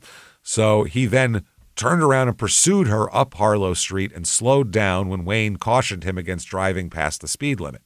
Mm-hmm. So then the pursuit ended, and Wayne said he didn't know which car Hicks was even chasing and that he didn't see Jenny drive by. But it was just Hicks went, there she is, and, flipped a bitch. So February 1988, Jenny's mom writes a letter to the Maine Secretary of State asking whether her daughter has renewed her driver's license by the time of her birthday. She knew it was up. Oh, it was about to expire, so if she renewed it, then she's alive. Chase is on, yeah. Yeah, and she also indicated that she believed her daughter's disappearance was either the result of foul play or, quote, self-destruction. Oh. She said, quote, she has 2 children, a girl 7 and a boy 3, and she is a very shy girl who would never leave the house by herself, especially walking like her husband said she did between 4 and 6 in the morning with no clothes or pocketbook or her glasses. She's nearly blind without her glasses. What I would like to know is if she renewed her license this year. I realize he could have done it to keep us from looking for her, but if she has a new address, she most likely would have it on her license. She said, I'm her mother and very concerned about her whereabouts. If you can tell me if she's renewed her license and the change of address, I would very much appreciate it. At least I would know she was all right, and perhaps someday she will come back. It's a sad letter. Uh-huh. It is. Now, April 25th, 1978, 78, wow. A year's gone by, Jimmy gets arrested for speeding and operating a motor vehicle under suspension of his license, and he's fined $30. Wow, that's a $30 fine? $30. October 1978, Jenny's parents run into Jimmy on the street. Okay. Yes. This was in Madawaska, where they were living, the parents here. Mm-hmm. She met Jimmy on the street and asked about Jenny. She said, quote, he said she was in Florida. She said that she told Jimmy that she checked into Jenny's whereabouts and that she was not in Florida. So Mom said that Hicks then told her that she's in New Hampshire, living with a boyfriend. Same thing. You know, New Hampshire, Florida, same place. Yeah, tropical New Hampshire. You know, now Mom said, quote, I think that's a lie. I think you killed her and hid the body. Ooh. And at that point, he replied, quote, you'll never prove that. What? And that was the end of the conversation. Okay. Not the, again, this guy either stares at you or says some crazy incriminating shit. One of the two. Can't say you'll never prove it. You'll never prove it. Oh, what are you, a comic book villain? What the fuck? What the fuck? December 6th, 1978, Jimmy is again arrested, this time for operating a motor vehicle while under the influence. He's fined $200 for that. That'll cost you $10,000 nowadays in Arizona, one of those. Never mind $200. And your life. It'll ruin your life. Yeah, ruin your life. Now, Linda, this is when, remember Linda Marquis? Marquis, whatever? Yeah. This is when he gets together with Linda in 1978. Okay. Yeah. Jimmy's moving on. They're in love. They're going to have 2 more kids together. Wow. So in addition to, they have her 2 kids, his 2 kids, and now their 2 kids. Yours, mine, and ours. She said, I call them his, mine, and ours. Hey, there it is. There you go. That's what she said while laughing. Yep.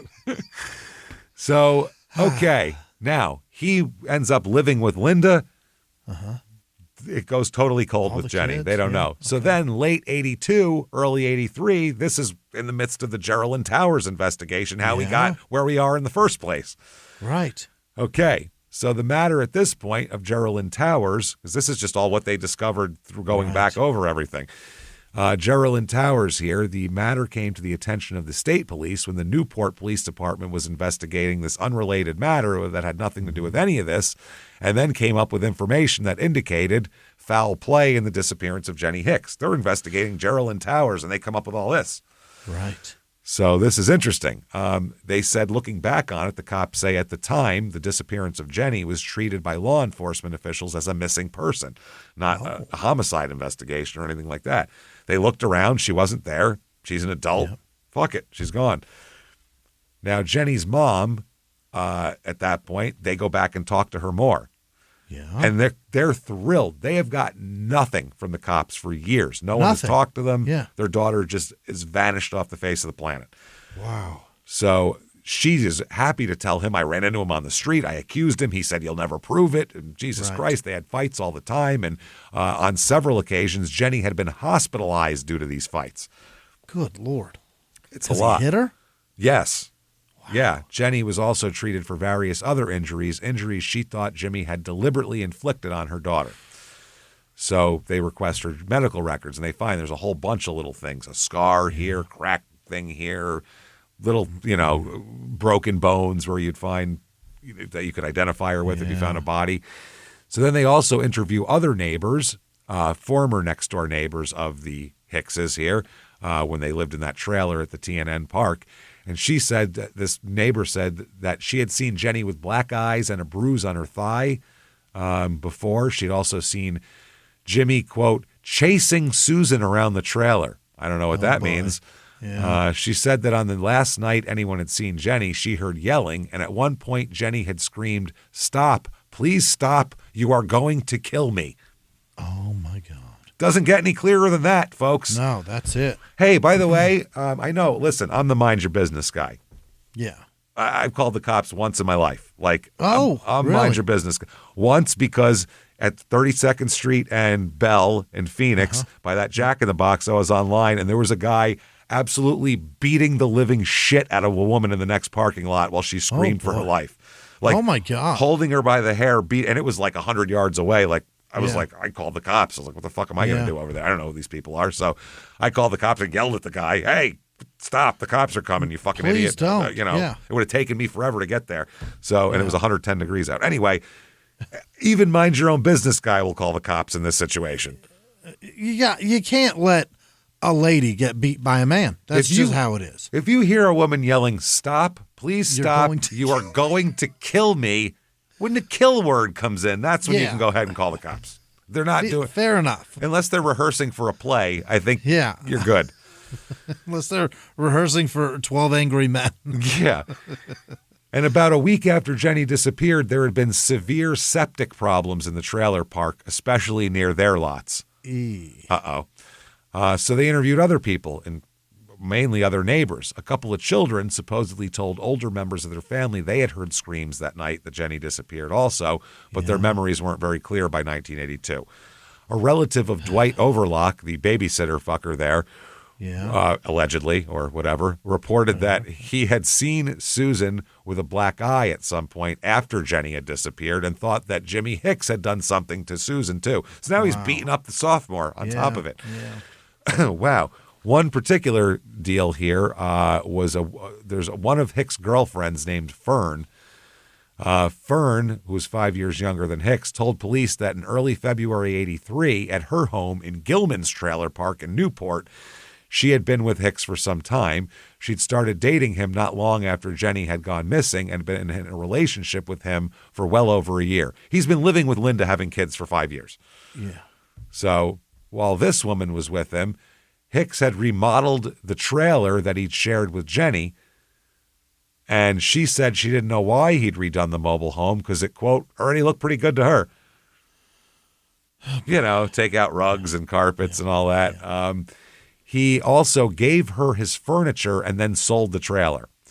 Oh. He gave his marital mattress and box springs to his mother, but they ended up going to the dump.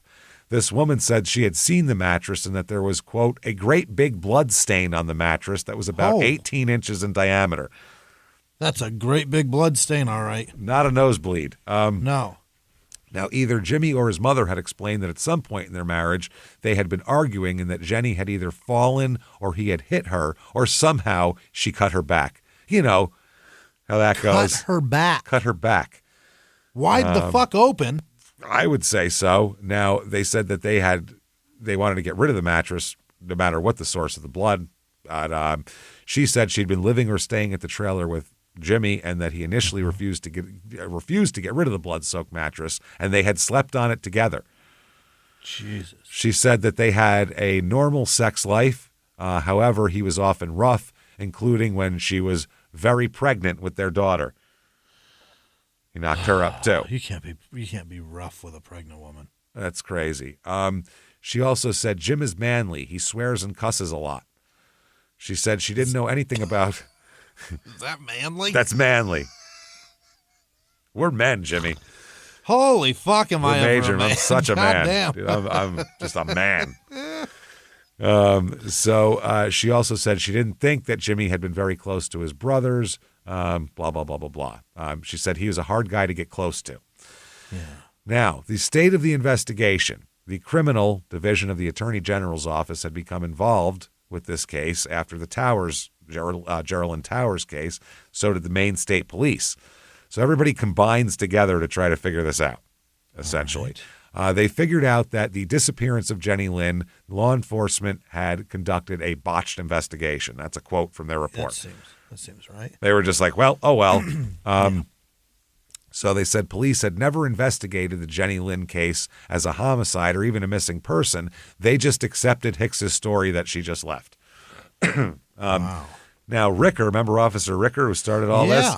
Yeah. Is he an investigator now? He got the call about Geraldine in the beginning. He said when they were re-examining it in '82, I can't even describe the excitement of the Sear family. It was all bottled up in them. Why hasn't anyone listened to us? It was just unbelievable. Some of the people who became involved with Jimmy Hicks were, for lack of a better word, victims of society. The case was not more rigorously pursued because Ricker believed, quote, because of the type of people they were. Trailer trash. These were all trailer trash. You know what it is, yeah. That's exactly what they were, drunks and trailer trash. Low-income alcoholics. Yeah, he said to some, they simply seemed like the kind of people who would just leave. But he said, but Jenny was not that kind of woman at all. She was working on his career and very reliable with her kids and not the type of person who isn't some trailer trash alcoholic. Yeah. You know, that's not her. So they're looking into Jenny Lynn's disappearance again here. And October 5th, 1983, after all this, although no body has been discovered, he is indicted on murder charges for Jenny, not for Geraldine, for Jenny. I think it's time we stop saying no body, no crime. Nobody, no crime. I think it's time everybody shuts the fuck up about it, because it can be done. In the trailer park. Yeah, it can. If there's no body, we can prove that they are dead either way. In the TNN trailer park. It's true. This is, by the way, they're gonna try to make this the first case in Maine history with a conviction without a body. Wow. Because back then it was no body, no crime. Yeah. I mean, now we can just get DNA and all that. We don't need the body. We have, we know where they are. The paper trail and see if they have no fucking money wherever they are, and that's impossible. So. Yep. So he's taken to jail. They said that he was indicted for the murder of his wife, Jenny. When they press asked the cops, "Where's the body?" and they said it hasn't been recovered, and they were all like, "Huh? What the fuck?" We find out he is eligible for bail. Really? Yeah, I'll read from the paper, the Bangor Daily News. In unprecedented Maine court action, 2 men and a woman, all facing murder charges, not in this case, 2 separate people besides him, were made eligible to be released on bail following hearings at the County Superior Court. Superior Court Justice Jesse Briggs set bail at $60,000 with up to 3 sureties for these 3 people, including James Hicks. The prosecutor said, "I've been prosecuting since September 1973, and it's the first capital case I'm aware of in which bail has been set." Oh. So they don't understand. I guess following these hearings, the judge said that last year's Maine Supreme Court decision regarding accused murderer Nancy Fredette had given the lower court's discretion in establishing bail for those charged with murder. She said it's not an automatic bail right, but you could do it. Right. So he is granted a bail of $60,000 with 3 sureties, but he's unable to post it anyway, so he's held at jail. Doesn't matter. March 1984 is the trial for Jenny's murder. 7-man, 5-woman jury. Here we go. Opening statements. The prosecutor, Fernand La Rochelle here, he says he's going to produce a witness who can testify that a fight took place in the trailer the night of the 18th, and that witness, a neighbor, heard a woman yelling and sounds that sounded like hitting and saying, you're going to kill me. Yeah. The witness also will testify that after a brief silence, she heard what sounded like someone chopping wood outside the trailer. Ooh. Oh, my God. The state's case will also hinge on testimony from Susan, the babysitter, the runaway who they've tracked down here. She, has all of her things. They describe how she saw her with she saw the glasses and the purse, how she was laying in an awkward position. The prosecutor said Jenny had poor vision and did nothing without her glasses. There you go. So the defense, by the way, the blue bathrobe she was wearing that night is also missing. So she left in her bathrobe with no glasses or purse. That's not. She left like Steve Martin in The Jerk, but didn't take any stuff with him. Didn't need his paddle ball or his remote control. She's Tony Soprano, just getting the newspaper. Yeah, and she just kept going. Kept walking. Kept walking, getting everybody's paper. Not even getting hers, just kept walking right by it. The paper was still there, damn it. Yeah. So the defense is that, no, they said there's no fight in the trailer. There was no broken furniture, no bloodstains, no sign of a struggle, nothing to indicate death. They said the key element here will be the character of Jenny herself. So they're going to try to rip the victim. Impeach her, yeah. This is a quote, "The fundamental point of this case is simply whether you will believe to find it in yourselves to convict someone of murder if you don't even know a death occurred. There is no solid evidence that a death occurred." He said, "We're going to show that Jenny was involved in an unsatisfying marriage, that she experienced 2 undesired pregnancies with him, and that she was generally dissatisfied with her life. And for the last 5 years, James Hicks has been living with Linda, the mother of his 2 children, and they've, all that." He said, he's not a murderer. Quote, "Jim Hicks is a family man." Oh, boy. From all I've heard, that's one thing he's not. If anything else, it's not that. So the prosecution, their case, they get Denise, who is Jenny's sister. She says that she had come to see her the day that she disappeared, and that she returned to the trailer and, all that kind of shit. She said what we said before. She said about Jenny, quote, she was happy with her kids. She was very close to her children. She said Jenny was upset at the time and that she told her either Jimmy would move out the following week or I'm going to move out and I'll go live with mom and dad, basically. Okay. That's what she said. Jenny's parents testify, obviously. They testify about her eyesight, how she never went anywhere without glasses. They have to establish all this here. And they said that, they didn't believe it when they heard him say that the glasses were there, then they weren't, all that shit. So cross-examination on mom here. Mom said she admits that she did not try to find her daughter in Florida, even though James Hicks told her that she was in Florida. Why? She said, quote, I know I've lost my daughter.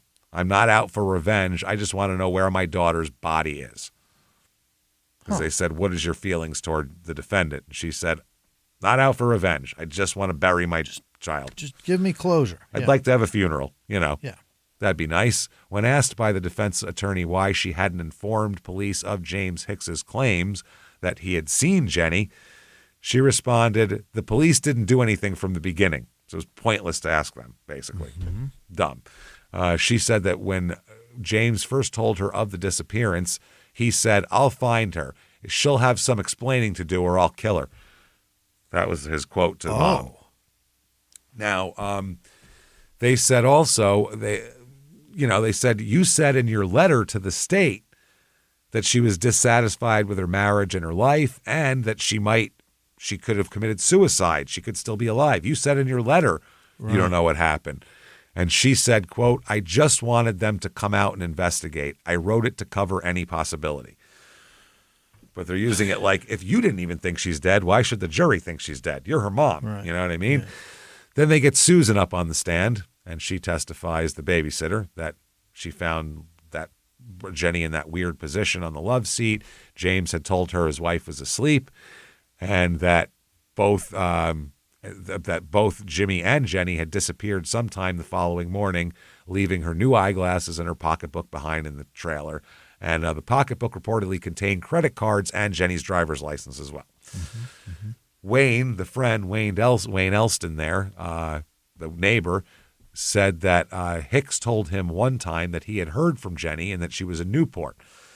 Elston here said that Jimmy told him on another occasion that he had heard from his wife in New Hampshire, and another time he heard from her in Florida. Linda Dunifer, not Linda Alston, a different Linda, she testified that a week after the disappearance, a woman called and identified herself as Jenny and said that James knows where I am and I'll tell him to bring my clothes. So then they asked this Linda, the prosecutor asked, did you believe you were speaking to Jenny Hicks? Yeah. And she said, at the time I thought I was.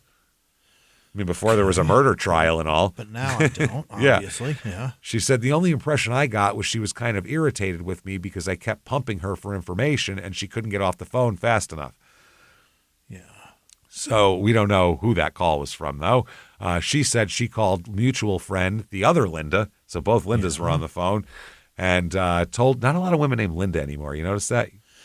Not a lot of 20-year-olds named Linda out there. I had a couple of girls in high school named Linda. Two of them, matter of fact. And then it was considered. They're in their 40s now. Yeah, and that was fucking weird. That was like a mom name then. It was Linda. Fucking bizarre to call a 17-year-old Linda. Linda sounds like a secretary, not a a child. I don't remember. Well, one of them had a few boyfriends, but it's tough to be like, dearest Linda. It's weird to look at a baby and go, Linda. Linda, yeah. You know what I mean? Bizarre kid. That's like looking at a baby and going, Arthur. Like, really? Clarence. Edmund. Really? That's what your name is, fucking kid? Clarence?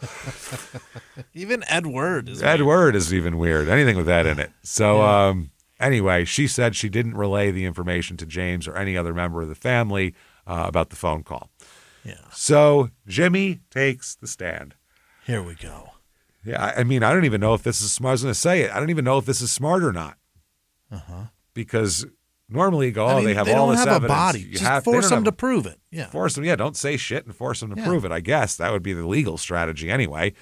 Now, he says that Jenny had threatened to leave him numerous times with their 2 young children, so that would keep him from, quote, going around partying. Oh. He also said that he had not seen his wife in a car in Bangor after she disappeared, which contradicted the earlier statement by Wayne, who said he was with him when that happened. Remember? Right. He said that never happened. They're like, okay, well, other people said so. He said that he and his wife argued the night before she disappeared, and that sometime during the argument, she told him that she felt tied down, quote unquote, in their marriage. He said, she said she was going to stick me with the kids so that I couldn't go around partying. Stick me with the kids. Going to stick you with them. Yeah. Fuck my whole life up. God, she can't have that. So in later testimony, he says that he was approached by Wayne Elston, who said he had the address of someone who might help in locating Jenny. James, his brother George, and Wayne Elston drove to an Ohio Street apartment in Bangor. That's where they were going, apparently. But remember, Wayne said, I didn't even know why we were going on the trip or who we were going to see. Oh. This guy's saying he went here. James is now saying he went to this apartment at the direction of Wayne. Okay. So someone's lying. So he said that later at a stoplight near State Street, one of his 2 companions said he saw Jenny drive by. I said, I didn't see Jenny drive by. Wayne said I saw one of her friends. No, in the car. The guys in the car with him said Jenny just drove by, so he just turned around and started chasing the car. Meanwhile, Wayne said he was the one who said he saw her. Right. He said he chased the car several blocks, but had no time saw Jenny in the car. And Wayne had countered that by testifying that he was the one with the address, and James was also the one who spotted Jenny in Bangor and pursued her. Okay. Cross-examination on Jimmy should be fun here. It's a lengthy one, by the way, as you might imagine. Yeah. He related a marital history of infidelity, frequent arguments, 2 unplanned pregnancies, and plans for a divorce. It's every marriage. Get over it, you fucking pussy. Come on. Suck up. Who plans pregnancies? Give me a fucking break. Gross. What are you, the royal family? No one's planning pregnancies. At age 16, Jenny became pregnant, and then, that's when he was a high school senior. They got married, blah, blah, blah. He said that Jenny's parents suggested an abortion, and possibly they might send her daughter to a convent school. They said, you're going to get an abortion and go to a nunnery. That's what's going to happen. Yeah.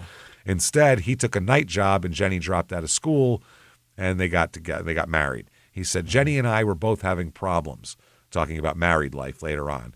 He said, she fooled around and I fooled around. That's why the couple's divorce proceedings began in 1974. She was pregnant, and he said, we decided to try again for the kids' sake. It's for the kids. Right. It's for the children. The day before her disappearance, Jenny had told him that she knew he had been making advances to the 15-year-old live-in babysitter, Susan. An argument ensued, and the couple went for a drive that lasted almost 3 hours. Shortly after midnight, he, Jenny, and the babysitter retired to separate rooms, which, first of all, I don't know how there's 3 bedrooms and a single wide. Second of all, she said she got home at 4. Yeah, and why do you have to qualify where the babysitter went? My wife and I went to separate rooms. Who cares where the fucking babysitter went? As long as it wasn't in a room with you. Pretty irrelevant unless she came to bed with me and then the wife went somewhere else. He said when he left for work in Woodland in about 4:30 a.m., his wife was just lying in bed. He said his wife owned 2 pairs of glasses at the time. One was an old pair of insufficient subscription. The other was a new pair. He said he discovered the older pair missing after her disappearance. Oh. She must have been wearing them. Yeah. So the jury, again, 7 men, 5 women, they deliberate for more than 9 hours. God damn. There's a lot of going back and forth here. And they end up finding him guilty of 4th-degree murder, which I didn't know existed.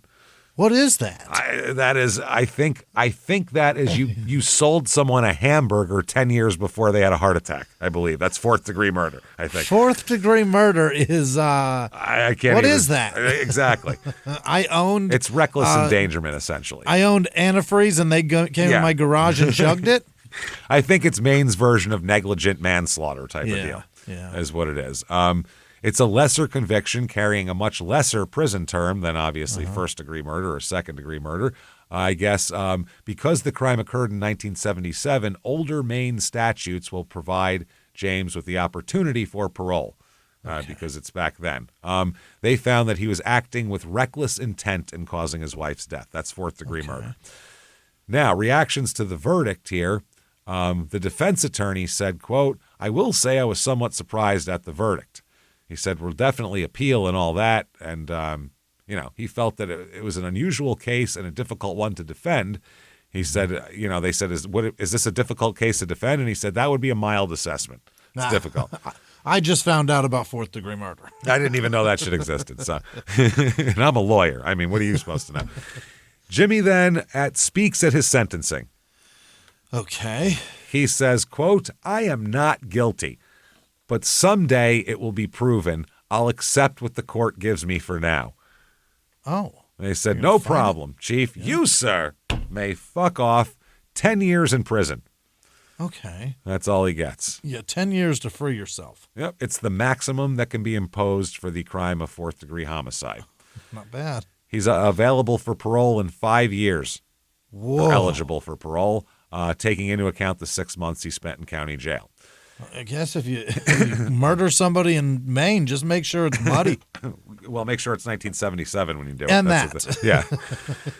So then, this is the most mind-blowing thing of all. Yeah. They set a bail for him pending appeal.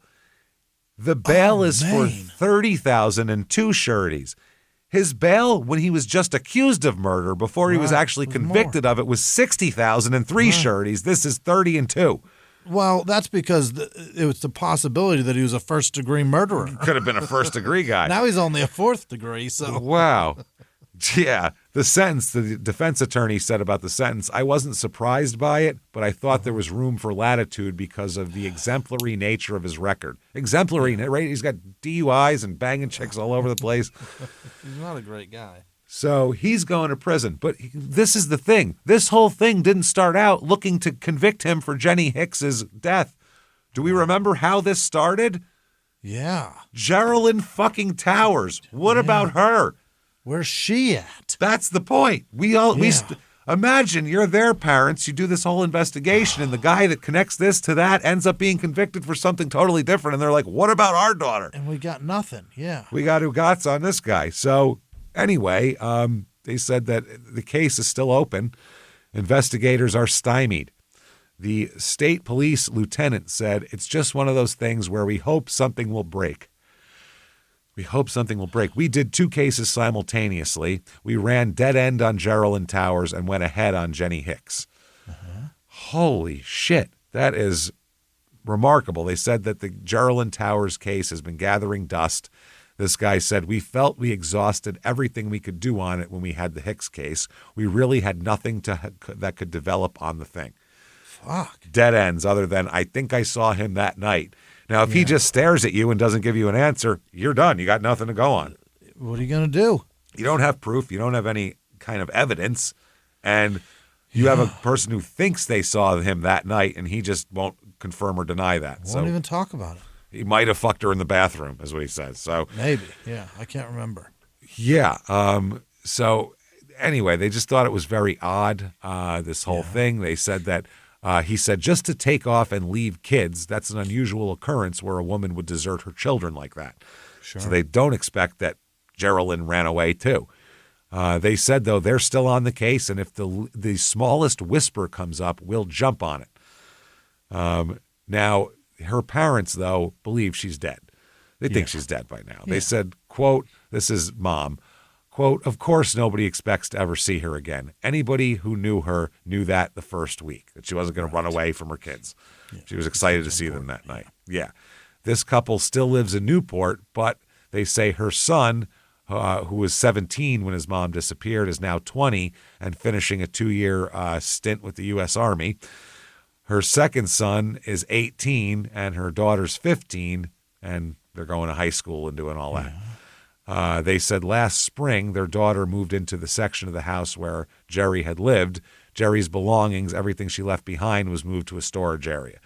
So they waited a couple years to move her shit.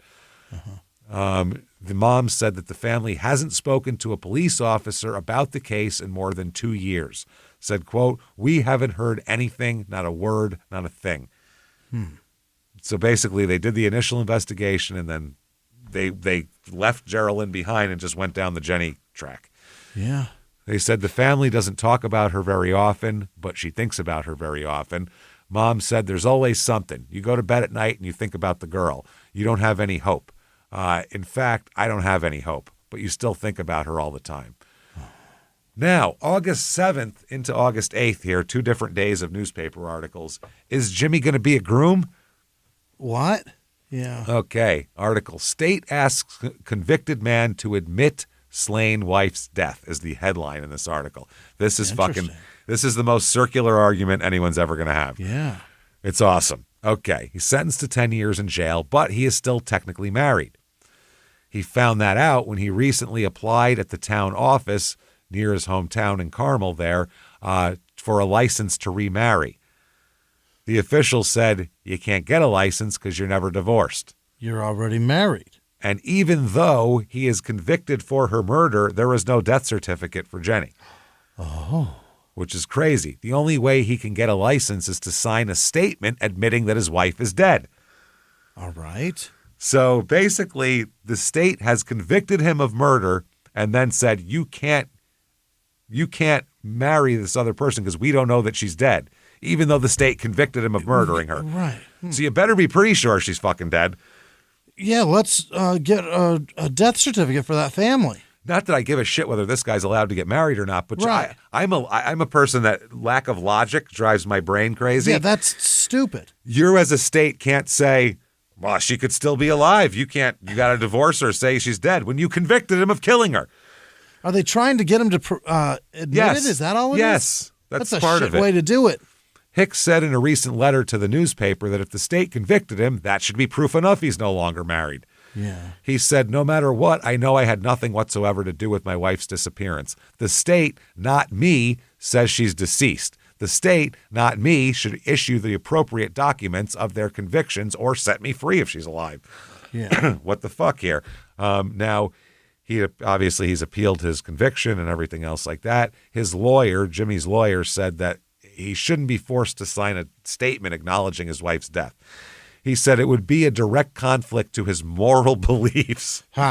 This guy's moral beliefs. Wow. It's not something he wants to do. He believes she's very much alive and is going to walk in someday and clear the air. Wow. Going to come back doing great. The next day, August 8th, killer's remarriage stalled because wife can't be found.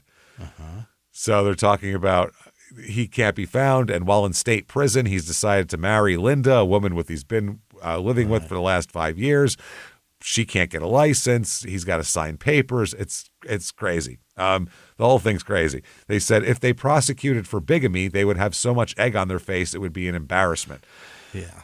Basically, Hicks's attorney said you should just fucking get married, basically, because if they prosecute you for bigamy, I'll be happy to defend that case. 100%. That you convicted him of murder.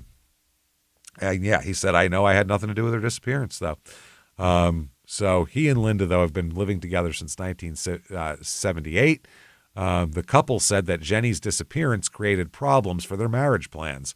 Since divorce and probate proceedings were too expensive for them to pursue, Hicks won't sign the death certificate because he doesn't believe she's dead. The town clerk will not issue this until he gets that, and that's how it goes. Apparently, he couldn't afford to do the publication necessary. He tried to get it to do a divorce the official way, and if you can't serve someone with papers, I was a process server, so I know this. You can serve by publication, which is newspaper? A number of announcements in the newspaper on several different dates. Okay, and you have to have a paper of record. Okay, all right. And he couldn't afford to put these little ads in the paper, he said. All right. So that's why he's in this shit of a mess now. Here is a random letter to the editor of this newspaper both these articles are in. All right. Editor, if James Hicks truly believes his wife Jenny is still alive, why is he trying to get a marriage license? Shouldn't he be trying to get a divorce? Or fixing his marriage. Or fixing that he's in prison for ending. Well, I think at that point he would have just said, I figure that it's dissolved since I'm convicted of murder. Or worse off, if the police can't find her, how the fuck am I supposed to? That's the other thing. Well, he said they're not looking for her. They're just trying to blame me. Okay. December 20th, 1984, he is released on bond pending appeal. Whoa. Out awaiting fucking appeal. He was released on $15,000 double surety bail while awaiting appeal of the state's case. It's December 20th. He got out and said, quote, "It's beginning to look a lot like Christmas," he told his lawyer. Yeah. Jesus Christ. So he appeals to the Maine Supreme Court, which in Maine, I believe, consists of 3 lumberjacks, a jet ski, and a badger. And a bottle of Aunt Jemima's. Wearing a little tie. Yeah. And Mrs. Butterworth herself is there. Yeah. So he's challenging the conviction based largely on the basis that it was circumstantial evidence that was inadequate to support his conviction in Superior Court. And he contended the jury should have been instructed on 5th-degree homicide. What the fuck? Oh, there's a 5th? There's a 5th? What is that? I think 5th degree is when you accidentally shoot them while hunting. That would be at least you shot them. I think 5th degree is they were around your car exhaust too long and got a disease in the future or something. 5th degree is when they're wearing all the reflective clothing and you still shoot them. That would be 1st degree. So he said that the 4th degree conviction was barred by the statute of limitations and that they shouldn't have admitted into evidence certain statements he made and testimony concerning his wife's character as a loving mother. Oh. Shouldn't have been able to say she was a good mother. That's bullshit. Yeah, you say that. You're weighing this shit against me. Now, this was the first case in the history of Maine where a homicide conviction was obtained without a body. The first no body, no crime there, which they're saying that's an appealable thing right away on that. So if it's the first one, then all the others should have gone through, and if they didn't, then mine should be. There's a reason. Yeah, there's a reason why he didn't charge all those other people and convict them. So he says, this is his lawyer, James's lawyer, we're in the position now of considering the appropriateness of an appeal to the U.S. Supreme Court. He said he was waiting to read the opinion from the Maine Supreme Court to see if there might be any grounds for petitioning the high court on this. So he said there's never been a confession. They said there's been several murder cases without bodies around the country, but in every or in virtually every other case, he said, there's been a confession at least. Oh, and I didn't. Okay. Yeah, we can't find the body. There's a confession, so that's something. This is nothing. You don't have anything. You got no confession. You got nothing. You're just saying I did it, and the jury agreed. Yeah. He said that in one of their direct or other cases, there's been direct evidence of the death. He said in one, the bodiless case in Massachusetts, they found brain tissue in the defendant's pocket, which is a pretty good sign something happened. Yeah. I have like 3 nickels and a lighter and some keys in my pocket, but I don't have any brain tissue. Check for brain tissue. Are empty. I've got my wallet, but no brain tissue. No, it's all dry in there. Weird. I know, it's strange. All dry. All dried up. He said in this case, there was no affirmative evidence of a death, no blood, no stains, no murder weapon, no tattered clothes, nothing. So the court here, the Maine Supreme Court denies this appeal. Okay. The Maine Supreme Court does in a unanimous decision. Yeah. He said among the circumstantial evidence cited by the court was Hicks's declaration to her sister that she would leave her husband if she did not move out, but that she would never leave the children with him. So Denise had said, she told me the day before she disappeared, I'll move out, but I'm not leaving the kids with him. Fuck that. Right. Yeah. Her intention to deliver a cake to a close friend the following day, which she told several people about and made the goddamn cake. So, yeah. And a neighbor's testimony that she heard screams and noises that sounded like wood being chopped. They said, that's enough. I hate that. Oh, that's so bad.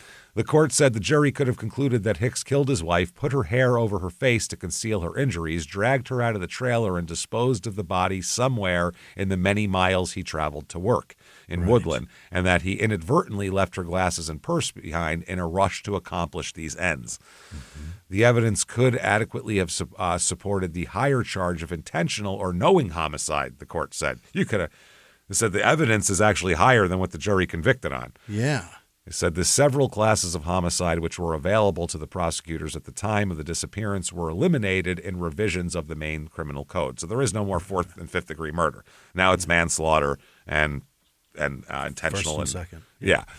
So he has to turn himself in for prison now because his appeal got denied. Yeah, he was on bail awaiting appeal to the Maine Supreme Court. So Linda accompanies him to jail. She stays with him. 1985, July 16th, 1985. Guess what they still don't have? Her body. A death certificate. Or what the fuck? They still can't get married. Why can't they just produce a death? I don't know. It's crazy. Even the Supreme Court says she's dead. Yeah, she's fucking, as far as the state of Maine is concerned, this lady's dead.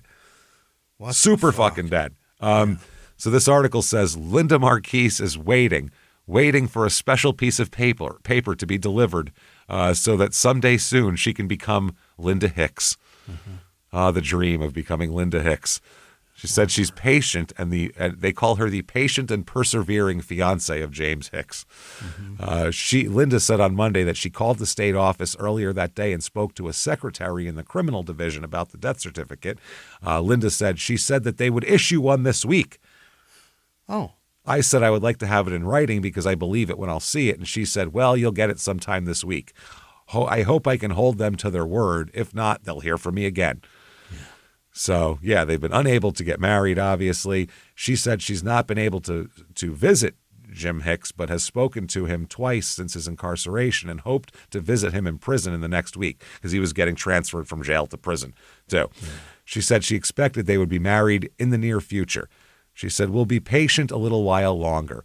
We'll get things rolling. We've got to get some rings and dresses, make it proper. She said she wouldn't mind the possibility of getting married in prison. She said, it doesn't matter because I love him, and that's the main thing. We've wanted to be husband and wife for a long time. She said she's happy that they're going to issue the death certificate, but she didn't want to have to go about it this way. She said she would have preferred that a waiver be issued from the state's Bureau of Vital Statistics to allow the marriage. She said the death certificate only reinforces the state's claim that she's dead, something that she and Jimmy still don't accept. She said she'll be found. She'll be found. That's what she said. Okay. Yeah. She's going to be able to allowed to visit Hicks in prison for about 5 hours a week. She said that they're interviewing her in her house, and she points to a photo of Jim taken in April at a birthday party, and she said, does that look like a killer? Look at him. Oh, man. He's wearing a party hat, for Christ's sake, holding a baby. Once I got to know him, I knew he wasn't. He's never, in all the years we've been together, abused me or even verbally threatened me. He never even threatened to break my neck. Right. You know, like every guy does, right? No, that's good. They're not supposed to threaten you. Right. They said they convicted him with no body, no weapon, and they never even found one blood stain in the whole place. They based everything on an ear witness, not even an eyewitness, which is the next door neighbor. And also she said, by the way, the next door neighbor hearing you're going to kill me and chopping sounds, quote, if you heard that kind of noise going on, wouldn't you call the police right away? She never did. She also said she is certain that Jenny is alive, and with the help of the child keepers, Keypper, keepers, a Florida-based organization that sounds like it molests children. That sounds terrible. Tries to locate change your name. Good God. They try to locate missing children. They say 20,000 pictures of Jenny Hicks are being posted around the country, and the agency plans to age a photo taken of Jenny Hicks about, some time to show how she would currently look. They said, well, how are the kids doing? And she said that the 14-year-old, the first daughter from Jenny and Jim's marriage here, was 6 years old back then. She said she won't talk about it. She seems to keep everything bottled up inside. But she said, my mission is, this is Linda, to find Jenny, bring Jim home, and stay sane through all of it. She said, I never rest. I sleep about 5 or 6 hours a night. If that's never resting, then I am never resting. Because I would love to get 6 hours of sleep. You've never slept a day in your life. Fuck me. I won't rest until he's home again. She said that she's hoping that with her numerous contacts with the news media and the help of the child keepers, that Jenny Hicks will be found and this whole nightmare will be over. So they say, how do you get by? And she said she relies on aid to families with dependent children, which is like, I guess, like a child welfare type situation. Yeah. The family's benefits will be reduced from $845 a month to $560 a month starting the next month. She's unable to receive anything for Hicks's 2 children because the couple are not married. She said, I've raised them since Jenny left, and I'm not giving up. She said the job turned into a love affair because she said she began, she said she met Jimmy about a year after Jenny disappeared when she began working as a babysitter for the children. Oh, boy. She said the job turned into a love affair. He's got it tight. Sure babysitters. Yeah. He said, we were in the middle of remodeling when Jim went back to Thomaston. I don't like living like this, but things will get better. The Lord is on our side. Mm-hmm. I don't think that's true. I think if there is a God, he seems to be against you, obviously, because you got convicted of like something no one else in the history of the state's been convicted of. Yeah. So, August 24th, 1985, they get married in a ceremony at prison. Yeah. They get married, absolutely. What'd she wear? She got a dress, apparently. Yeah. Yeah. He said, I know he's innocent. That's why I married him. That's why I stayed with him. If I have known or suspected he was guilty, I wouldn't be staying with him. Duh. Uh-huh. Jesus, what do you think here? Yeah, so that's what she's doing. She's talking about the child keepers again. And, Jenny's in Florida. She said there's a lot of facts and truth to come out. It was only about 2 or 3 weeks after she left that Jim saw her. She was in a van headed for Florida. Oh, boy. Okay. 1990. James Hicks is released from prison after having been described to have displayed modeled behavior. Oh. Model behavior. Perfect in prison. Now, while in prison, his behavior with his wife wasn't model because his marriage falls apart. She did all that shit. Over nothing. For nothing. I'll read from this book here. Quote, always a man to overlap relationships, Hicks had already started seeing another woman, Karen Gom. The two were married while Hicks was in prison and divorced in 1991. So he got divorced from Linda and married again while in prison. Wow. Karen had met James Hicks through his sister, Melinda, who was married to James Hicks's brother, through her sister, Melinda, who was married to James Hicks's brother, Steve. So this is James' sister-in-law, sort of, anyway. Fuck, man. Okay. James was in a pre-release program in Bangor, and he met Karen and started their relationship through correspondence. This Karen. Karen had 2 young children. Great. Bring a convicted murderer to your house. Damn. When she began her relationship with him, the Maine Department of Human Services removed the children from her custody. After that, an action she blamed on him. Okay. Yeah. The children went to live with their father. Karen and James's marriage had numerous problems. At times, when they fought, he would say to her, I'm not going to tell you if you did I'm not going to tell you if I did kill Jenny, but I'm not going to tell you I didn't either. Like, beware of me, basically. Right. And then he would laugh, she said. She said there was an element of violence in the marriage, and perhaps Hicks wanted his wife to be afraid of him and what he might be capable of doing to her. They separate 3 times before finally divorcing. Okay. Now, that doesn't matter because guess what? He's already involved with another woman. Of course. It's fine. I guess he has during the with Linda and Karen, he's got with Karen here, he's got a woman named Louise Robertson that he met while he was an employee at the Twin City Motel. Mm-hmm. He started this affair in late 1990 with Louise while he was still with Karen. They met at the Brewer Twin City Motel where they both worked. So now she knew that he was married to Karen at the time, this Louise, and she said that she was suspicious of some of the things he did, but he was never physically abusive to her. She said he did have, quote, an enormous sexual appetite. Oh. And at the end of the relationship, he started getting rough with her. She lived in a mobile home park in Bangor with him for a while. They broke up a few times, then separated for good after he began seeing another woman, as we'll talk about. Wow. Lynn Willett, who was also an employee of the motel. Robertson, of course, had a daughter with Hicks's, too. He fucking has to get he has to pass his shitty genes down through every fucking woman he meets.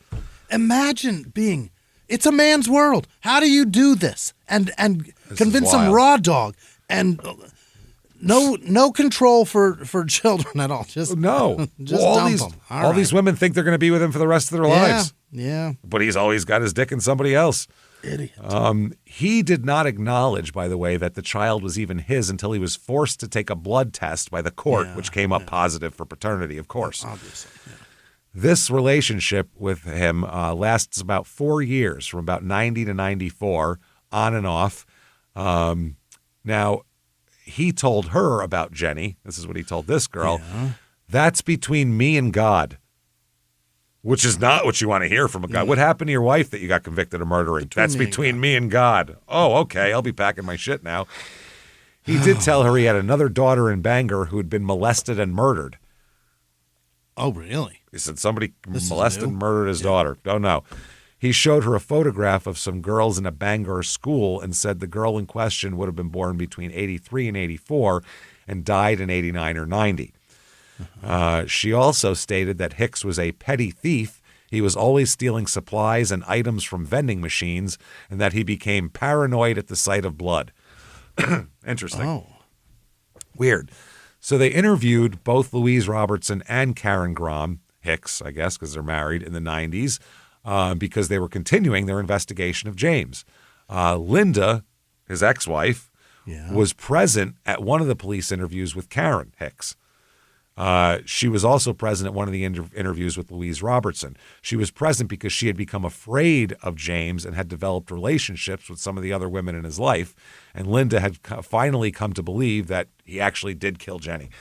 Oh, boy. So the cops talking to Linda here, I guess apparently they check out. People have been looking at his property over the years, looking for these bodies. Tammy Price, I don't know if that's a real name or not, but the book uses that name, who is Jerry's daughter, drove out to the property by herself one night just to look around. She felt like her mother was there, she said. She said in an interview in 2009, I went to pull into his driveway and slipped off into the ditch. She panicked, thinking that he had come to the door or someone had, and, she didn't know. So she was scared. She got her car out of the ditch and drove off before anything further happened. But she said she had gone at several other times, too. About the same time that she was investigating the property, James Ricker, the officer who's still working on this, interviewed Linda after learning about the divorce. So in 1991, it took place at the police office, and he said in his report, quote, Linda had come to my office to set the record straight for any problems we may have had during the first investigation. I initiated the conversation by asking Linda if she could give me some type of personality profile of James Hicks. She stated that he was very possessive, extremely jealous, and had a severe temper. She stated that she was never allowed to wear makeup or go outside the home unless she was with him. They're fucking Amish or something. Really? The only place she was allowed to go was a ceramics class. No dudes there. Fine. She said she'd previously lied to the police as well. James Hicks had told her to tell authorities that on the night Geraldine Towers disappeared, that he had arrived home at 1 a.m. However, she stated he actually returned home at 4 a.m. Oh? He had told her to say this before he was convicted of homicide and the death of his wife, during the trial and after his conviction. She said she had lied in order to protect him. Linda also told Ricker that the car James Hicks had been driving that night in October 82 was still in the backyard of his property, if you want to take a look at it. She said that he had removed the entire interior of the car, including the carpet and headliner. Who does that? Who the fuck does that?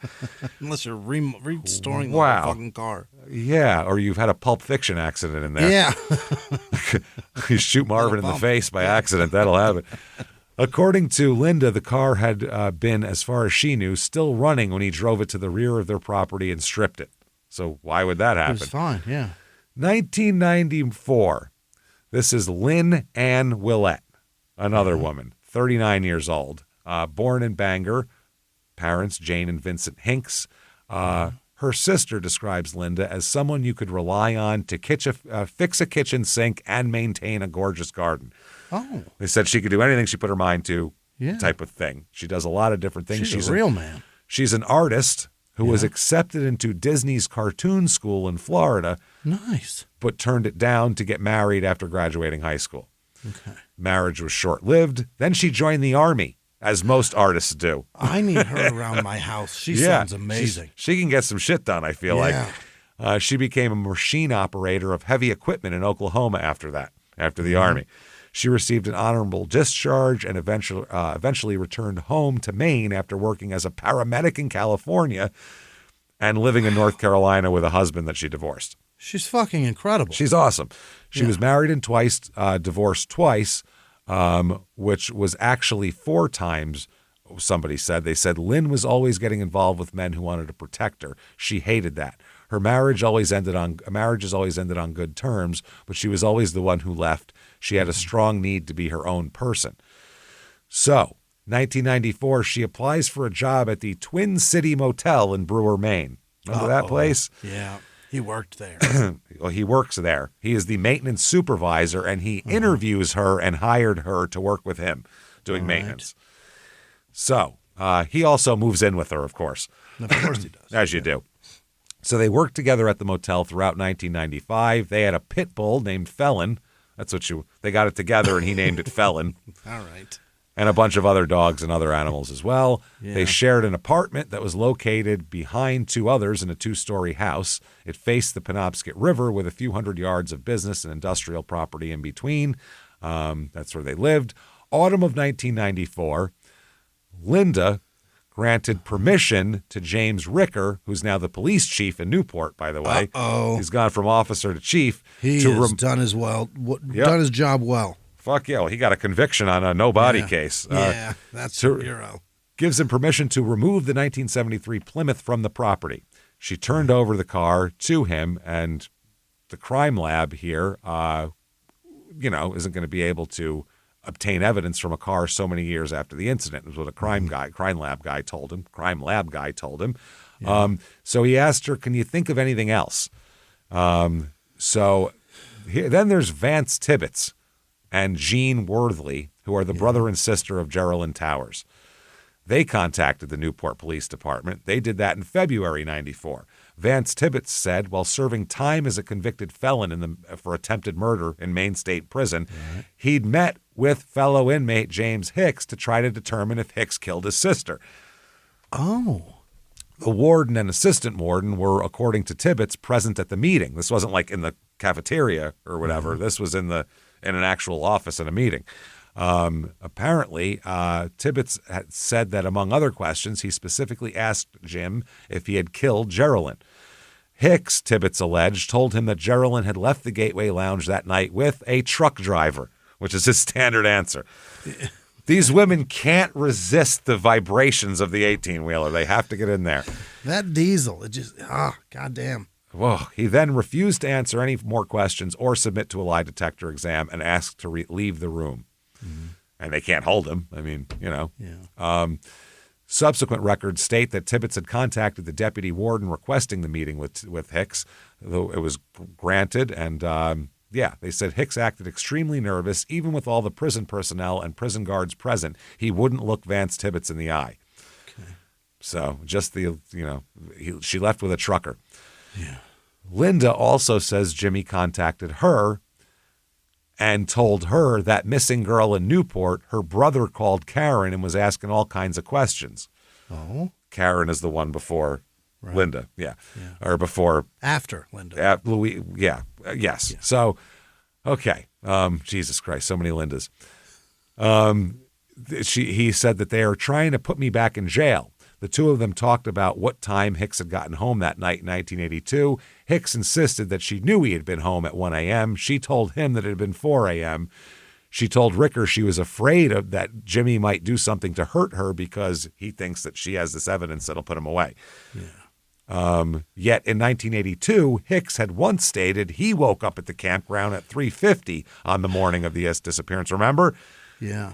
And went home. But then he had her say 1, so he's got conflicting things on that already. 1995, James Hicks believes he's being stalked. He calls the Brewer Police Department and makes a complaint against Vance Tibbetts, Geraldine's brother. Right, yeah. He tells the sergeant that Tibbetts had just gotten out of jail and was following him all around. And so this cop contacted Tibbetts, and he said, yeah, I've been fucking following him. He killed my fucking sister. Uh-huh. And he said he told the police department if I'm ever missing, by the way, Hicks is a good suspect. Definitely look at him. So then the Brewer police contacted one of the detectives from the Maine State Police to ask about Hicks. And, they said Hicks was complaining about Vance Tibbetts. And this detective continued, I went to see Vance. He said that he would hound Hicks till the day he died. I told Hicks about Vance Tibbetts, this is not someone to mess with. He will kill you. Yeah. Don't fuck with this guy. He wants you dead. He's a bad man. No. He told Hicks about Vance. Oh. Yeah. He said, I told Hicks, bro, this guy's going to kill you. He's stalking you. He wants to, and I don't blame him. I'm not going to stop him from doing it. I'm not doing anything about it. He's a lion right now. Yep. And he asked him to take a polygraph, and he wouldn't. Yeah. Okay. This Detective Zamboni, by the way, which is the most fun name ever. Detective Zamboni said, approaching Hicks, he said he knew that Hicks would shut down if he came at him accusatorily. Yeah. So he said he had to take more of a we're partners in this approach. Like, you got to help me. It's me and you. We're the only ones that can solve this. Yeah. So in February 96, Detective Zamboni, which sounds made up, conducted an interview with Hicks at the Twin City Motel. Yeah. And that was about maybe taking a lie detector test. And Hicks told Zamboni that he talked it over with his mother, who was in the hospital, and with his girlfriend, Lynn. According to Hicks, Lynn told him that, quote, he didn't have to prove anything to anybody, and that he didn't want to take the test. He did want to take the test, but not right away, maybe sometime in the summer. I'm more of a summer polygraph guy. Anything after Memorial, before Labor, somewhere in the barbecue season, let's talk. So during this, Lynn Willett pops up into the room because it's at the motel, and Zamboni talks to her about the polygraph. She looked at Hicks and told him, you're a big boy. It's up to you. Do whatever you want. Don't tell him I'm telling you not to. So Zamboni told him that he'll check in with him a little later, and then he took off. 1996. Yeah. Lynn Willett decides to leave Jimmy due to his possessiveness. Okay. Yeah. She started moving her belongings to her mother's house in Orrington.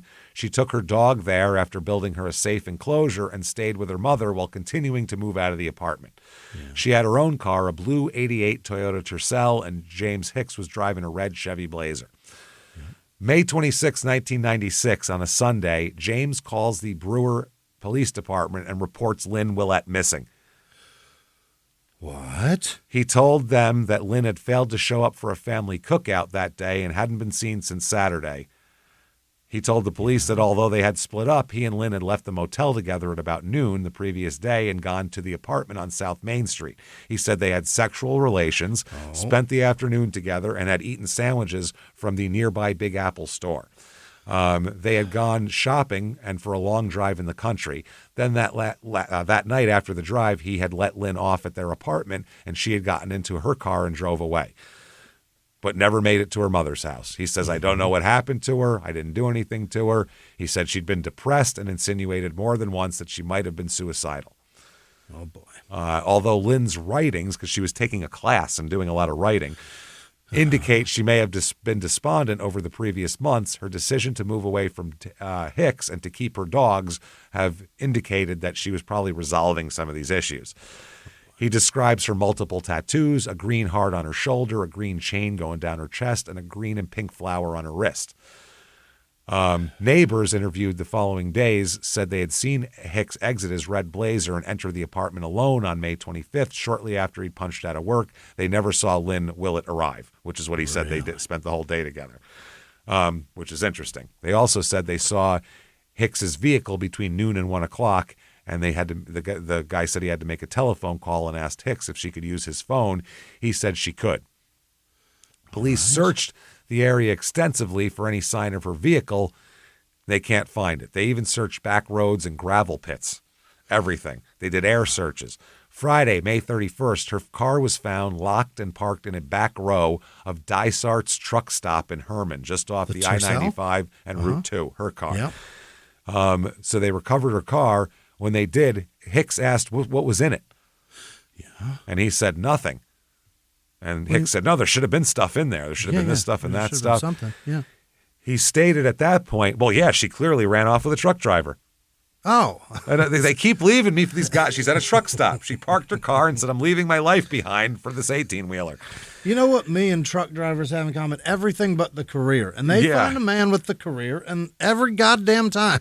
Every damn time. And also, after that, though, Lynn's bank account is not used, her paycheck's not cashed, and she never made any financial arrangements for her car loan either. So, Brewer and the Maine detectives now are just watching. They're stalking, too, James Hicks. He's got many people stalking him now, but they can't get any evidence. They said they wanted to give him an opportunity to talk and fuck up, but they couldn't get him to say anything. So he said that, all they have is the same story. By late 1996, only 4 months after Lynn had vanished, he moves in with an 18-year-old girl named Brandy Mayo, who moved here from Texas. Mm-hmm. By November, they were already arguing, and Hicks was refusing to let her leave the relationship. Wow. Joey Zamboni, that's his name, by the way, Detective Joey Zamboni. Right, Joey. Hey, Joey Zamboni. He contacted Brandy's mother, Ann, to tell her the situation and what this guy is and who he is. Right. She said Brandy was working at the Twin City Motel as a chambermaid, but, she said that her daughter's a good kid but suffers from some self-esteem issues and was concerned about her weight. She thought James was brainwashing her child. She also said she's seen bruises on her daughter, but Brandy told her that Hicks had not caused the bruising. The mom knew that Hicks could be verbally abusive and had heard him abuse Brandy when she was on the telephone with him. So she said that Hicks made Brandy stay home when he was at work, and she wasn't supposed to let anyone at work know that she was living with him. Jesus Christ. Pattern. By the end of the year, the mom had heard through a family member that Hicks was beating Brandy, had kicked her in the ribs, and was otherwise abusing her.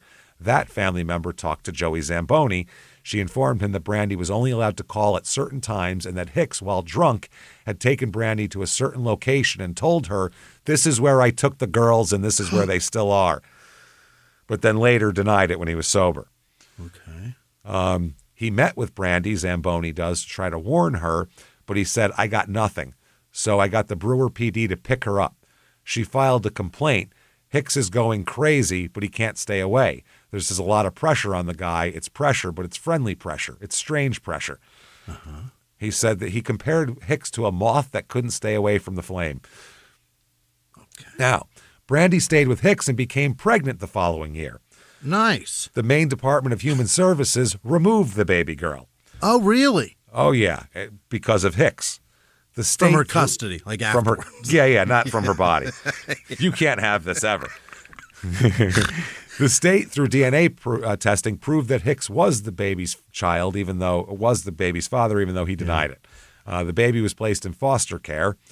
Brandy had for some time denied that he was the biological father, but at this point, you really can't, do that. He's about 46 years old, and she's 18.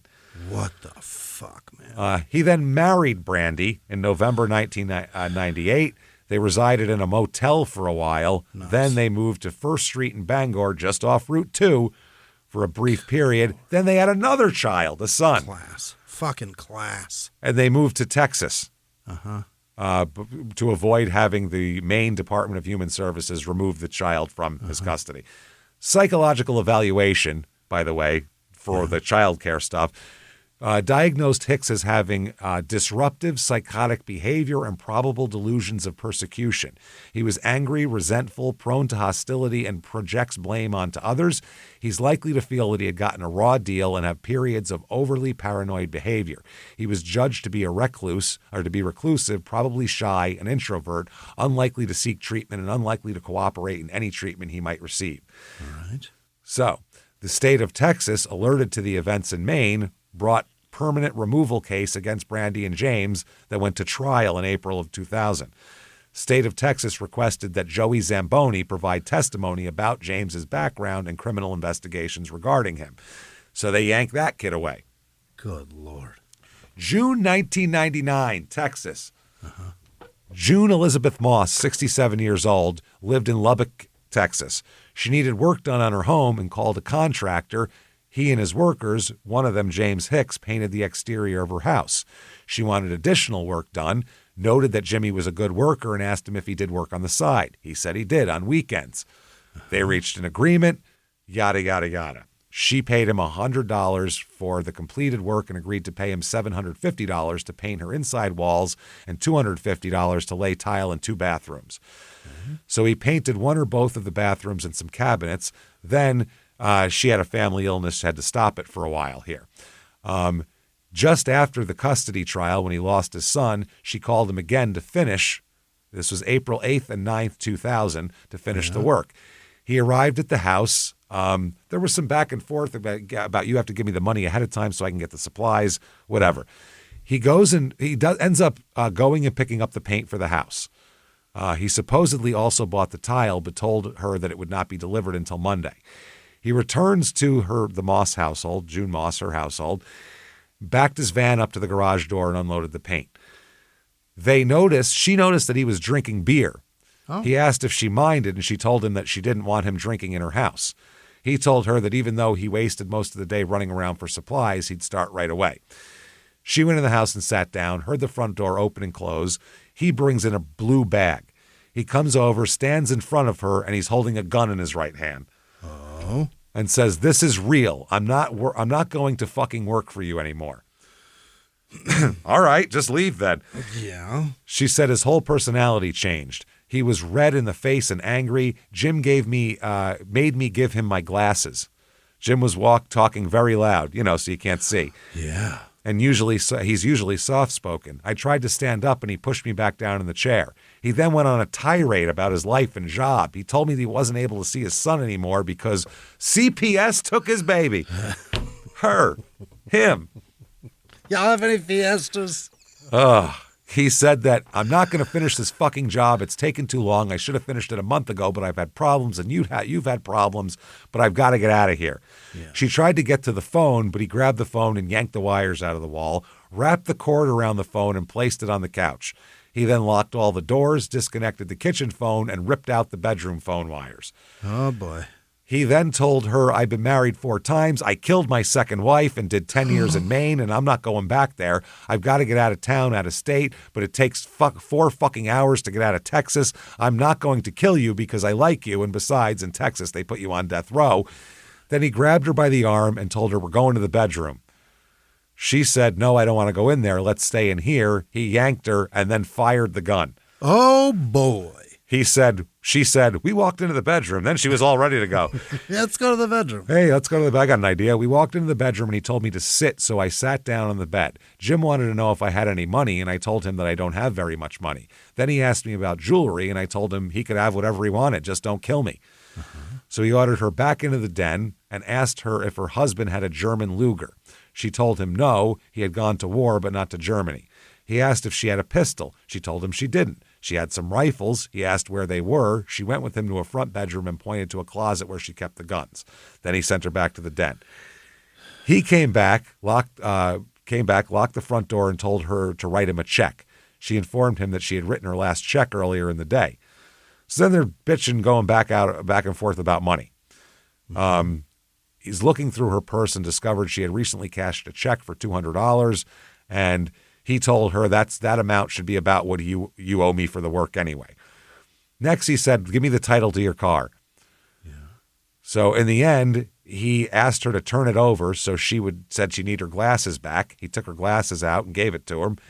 She said when she asked who to write on the papers, he told her James Rodney Hicks.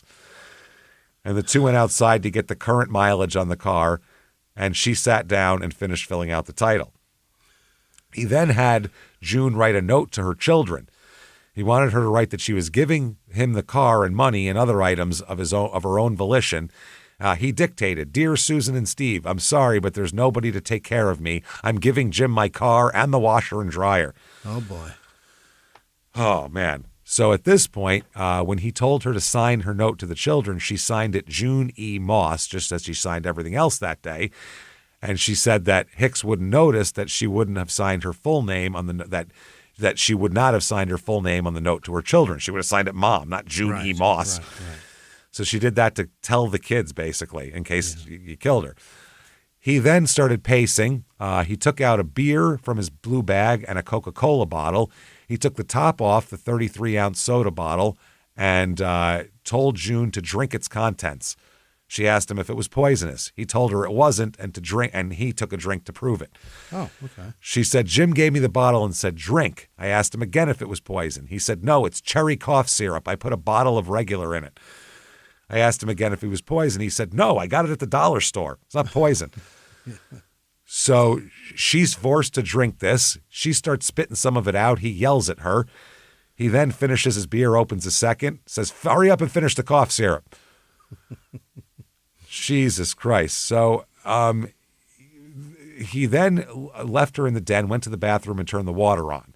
She didn't understand if it was the sink or the bathtub. Either way, she returned to where this was happening and ordered her to drink more, left the room briefly with a stack of washcloths, and then said, that was a stupid thing for me to do, to leave you in here by yourself.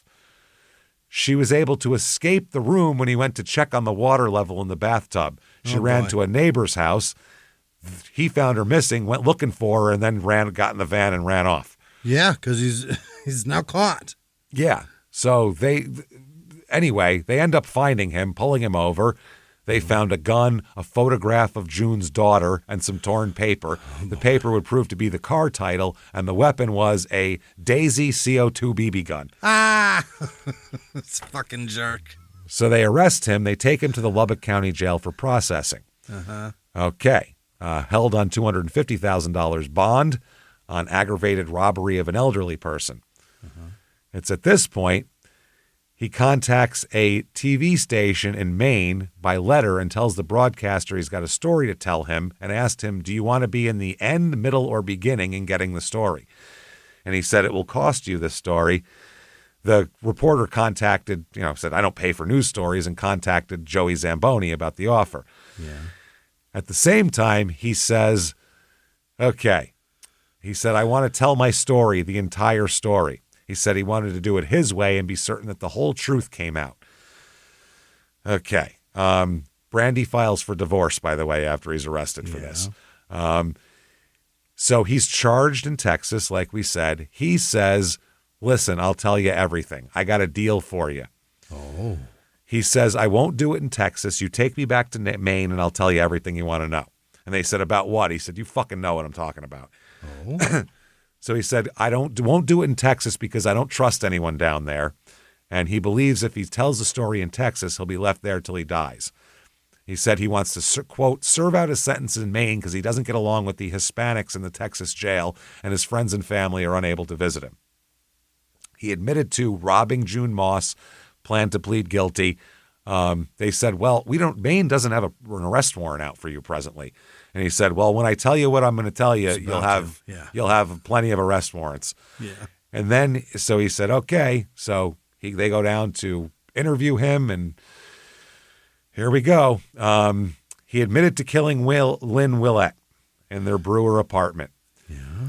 He says, all I'm going to say is that I'll admit to a crime in Maine, the missing person case on Lynn. That's that I know where she is and stuff like that. But as for giving physical evidence or any evidence at all this time, I'm not giving any. He said, do I have to use the word death? And the cop said, yeah, you do. Yeah. And he said, yes. And the cop said, you're not doing this because of the goodness of your heart. You're doing this because you want to go to Maine to do your time. And he said, yeah, I want to be sentenced in Maine and do my whole time in Maine, not come back to Texas at all. When I get to Maine, I'll cooperate and show you evidence and everything. So he said, well, be more specific. He goes, I can show you everything that I know about the cases. You've investigated these cases for over 20 years and no evidence. I've learned by watching television and reading detective magazines while I was a kid and talking to people. If you're going to do a crime, do it alone. Then instead of the 3 Maine cases, he asked him about 5 cases. A few other women had come up missing in Maine over the years, 2 of them the same time Jenny had disappeared. And he said, 5? There's just 3. Oh. Yeah, I didn't do 5. This was a way to try to trick him into saying exactly what he said. So he said, it's likely after you cooperate, the remains of the other 2 will be found also. And he said, what other 2? I don't even know what you're talking about. What do you mean? What do you mean the other 2? And he said, not just the Lynn Willette case. And he said, yes. He said, you're going to cooperate on Jenny and Towers? And he said, yes, I will. Oh, boy. So here we go. Also, Zamboni identified one of the women in an exchange because he continued to assert he didn't know anything about cases other than the 3 which he already agreed to help.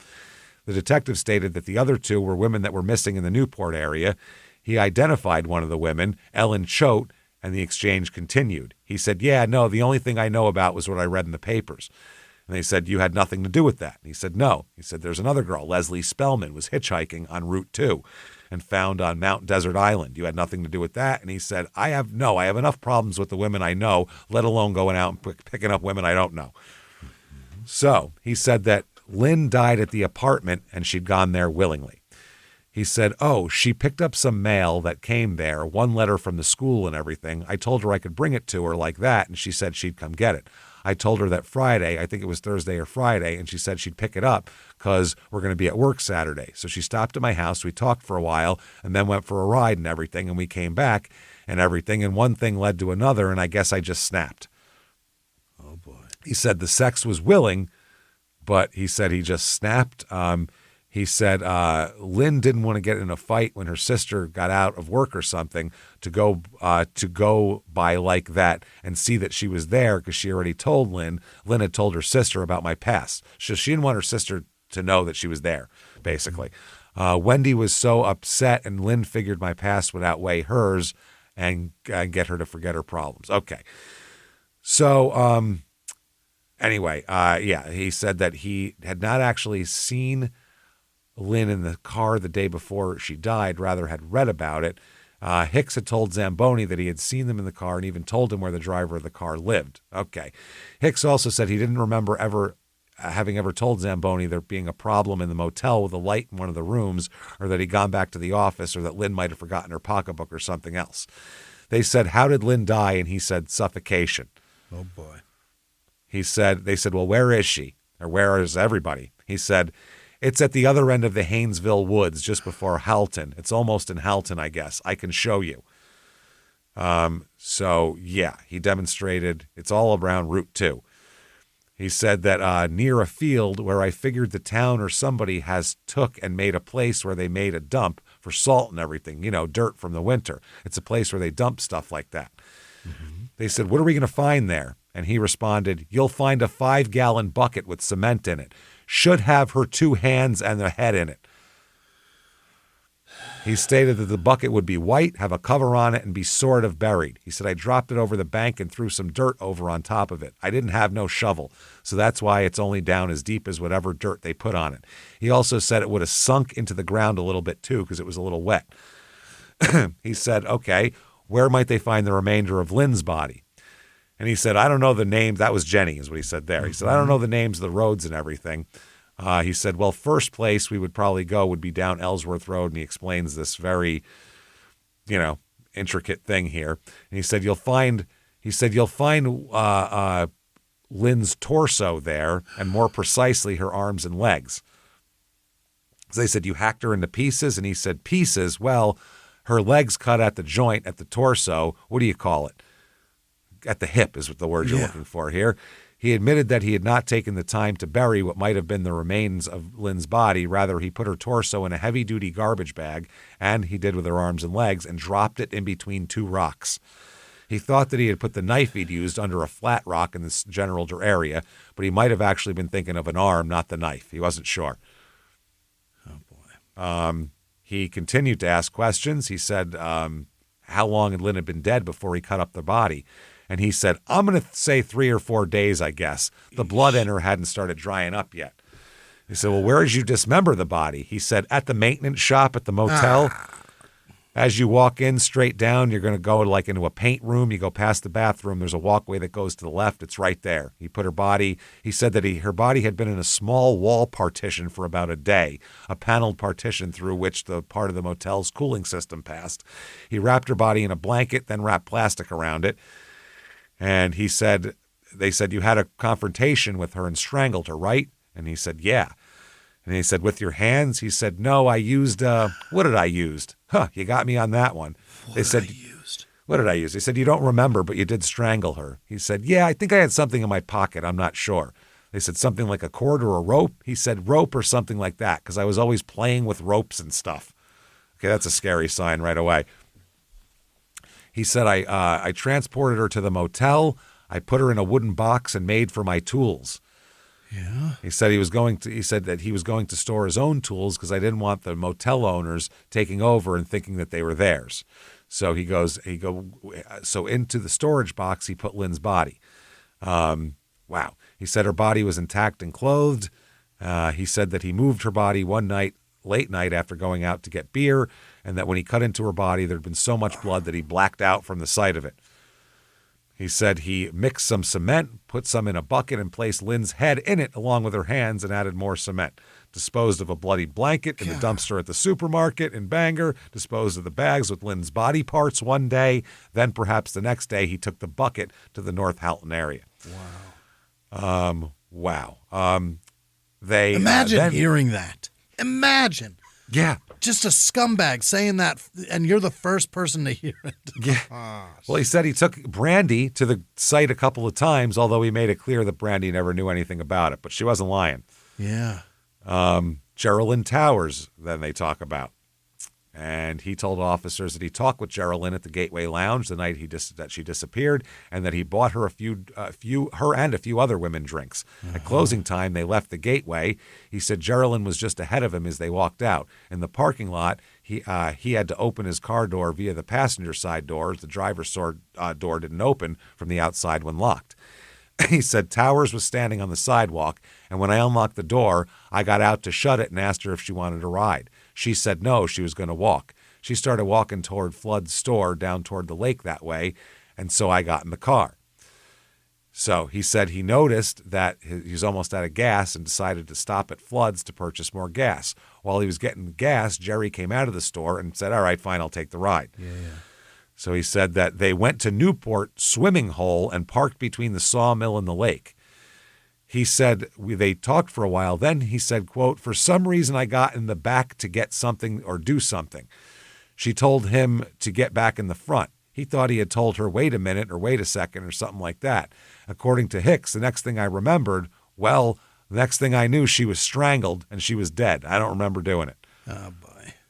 He said that it wasn't done with a rope or anything like that. He said, but it wasn't no cloth. Must have been with my hands like that because there wasn't no cloth or nothing. He said things were they just happened. It just happened. Mm-hmm. He said, when I realized what happened, I just froze for a few minutes and like that. I don't know how long it was. Then I got back in the front seat, made sure she was dead like that, and I drove. Actually drove through Newport and got on Ridge Road. Well, I stopped there because I thought she was making noise or something, like gurgling or something, thought she might have been alive. So I checked to see if she was alive, and I couldn't find any pulse or nothing like that. So I put her in the back seat, laid her down on the back seat, and just drove from there. His girlfriend, Linda, was asleep when he got home, but she woke up. He told her he had to go down to the field or make some similar excuse to get back out of the house. So he said there was some debris nearby, so I laid her body down beside the woods and laid a bunch of cardboard and wood and stuff like that over her. Wow. He said Hicks started to tell the officers that one weekend when Linda and the children were away, he went down to the field not knowing what he was going to do. Then he changed his story. He said, I got to back up here. After the night it happened, on the road in Newport, I put her in the back in the trunk and I drove home and left the next morning and went down to work at Peasants Island or Seabrooks. I can't remember which one I was working at. And I go through the security guard gate and come back again without them checking on me, and she was in there. And when I got home that night, that's when I took her down to the field and left her. He said he waited for about a week to cut her up because the blood was all like dried up like Jenny's. And he said it didn't run hardly at all. He said he went down to the field, put her down on the field, put stuff over her. A week later, he came back, cut her up, put her in grain bags, and dug a hole and put her in it. He thought that the body, he had cut her body with a knife and used cutting insulation and similar materials. Wow. He said it was like a fillet knife or something like that. He said that it's not even that. I guess he He cut her body into more easily movable pieces and buried them in a 4x4 area. He said, it's not even that big because when I dug a hole like that, I dug it inside of a building and no one could see me. So he said then he went, took an exit off the highway, put her clothes in a dumpster, said there was no blood on the clothes and she wasn't wearing any jewelry. Wow. He said he didn't have to take, he didn't take any jewelry off of her, which he did because she was wearing shit when she left. Yeah. Then it's Jenny, the first one. Yeah.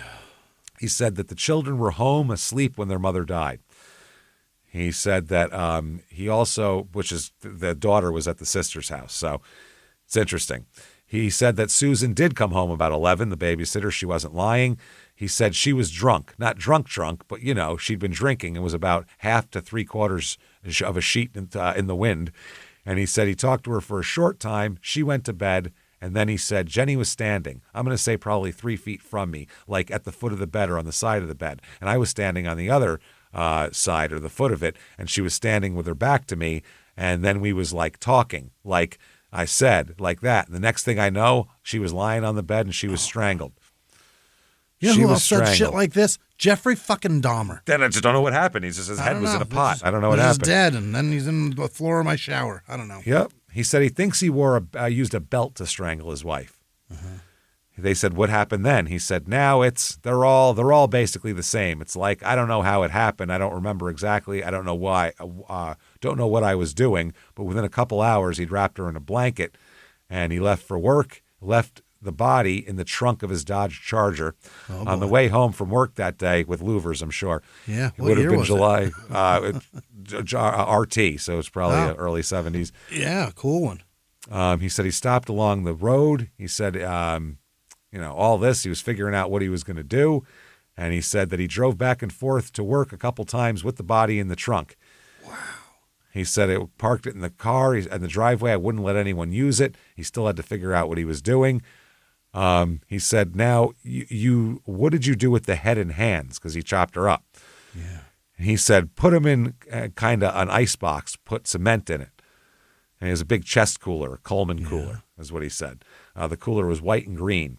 And he'll show you where he buried it. Mm-hmm. They said, nobody is where anyone else is, he responded. Nobody is where anyone else is. He said, no, well, Towers and Jenny's head and stuff like that, and Towers is probably within a couple 100 feet of each other. God damn it. So they go out, and, with Jenny, he said, I had a belt on at the time. He said, and the next thing I remember, she's dead. He said that he had messed around on Jenny and, all that stuff. Yeah. So he said, Lynn was the one that really haunts me. I always think of Jenny because of the kids, but Lynn was the one he felt the strongest about. He said, Lynn's the hardest. It's not that I didn't love Jenny. I did, but it seemed like she knew me, how to make me feel better, and it was the same thing with her. She said that, he just said that was, he was very upset about it. Now he's going to be charged for sure down in Texas. In Texas, he pleads guilty and he's sentenced to 55 years down there. Okay. So then he's charged with Lynn Willett murders, and he's expected to be charged with the Geraldine Towers murders, and he is. They do find the victims in the Haynesville woods outside of Houghton, just where he said. Yeah. He tells them everything. The police were out there for a couple days, but then there was a neighbor, a local, just watching, never said a word. After everyone left, he wandered over, found 2 buckets, and said to the cops, Jesus. I think I found what you're looking for. Found some buckets.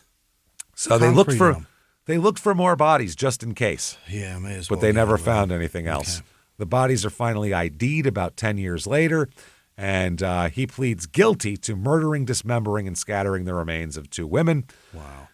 At sentencing, Geraldine's daughter said, I spent my life trying to remember what my mother sounded like, smelled like, felt like, but my mother didn't abandon me. You killed my mother, cut her up, and discarded her like garbage. I won't let you destroy my life, James Hicks. Today, my roller coaster ride stops, and I get off, leaving you behind. Suck it. Judge said, you, sir, may fuck off. 2 consecutive life sentences, no parole. Super suck it. Eat all the dicks. Yeah. So that's what he gets. The book, by the way, is Tragedy in the North Woods, The Murders of James Hicks by Trudy Irene Ski. SCEE. A lot of info in there as far as police reports and stuff, that quotes that weren't anywhere else. So there you go. Got to get through this real quick. We're way late here. Yeah. Definitely. If you like this show, head over to whatever app you're on. Give us 5 stars. It helps a lot. Head over to shutupandgivememurder.com. Get your tickets for live shows for 2026. They are out. Some new places, Buffalo, San Jose, places like that.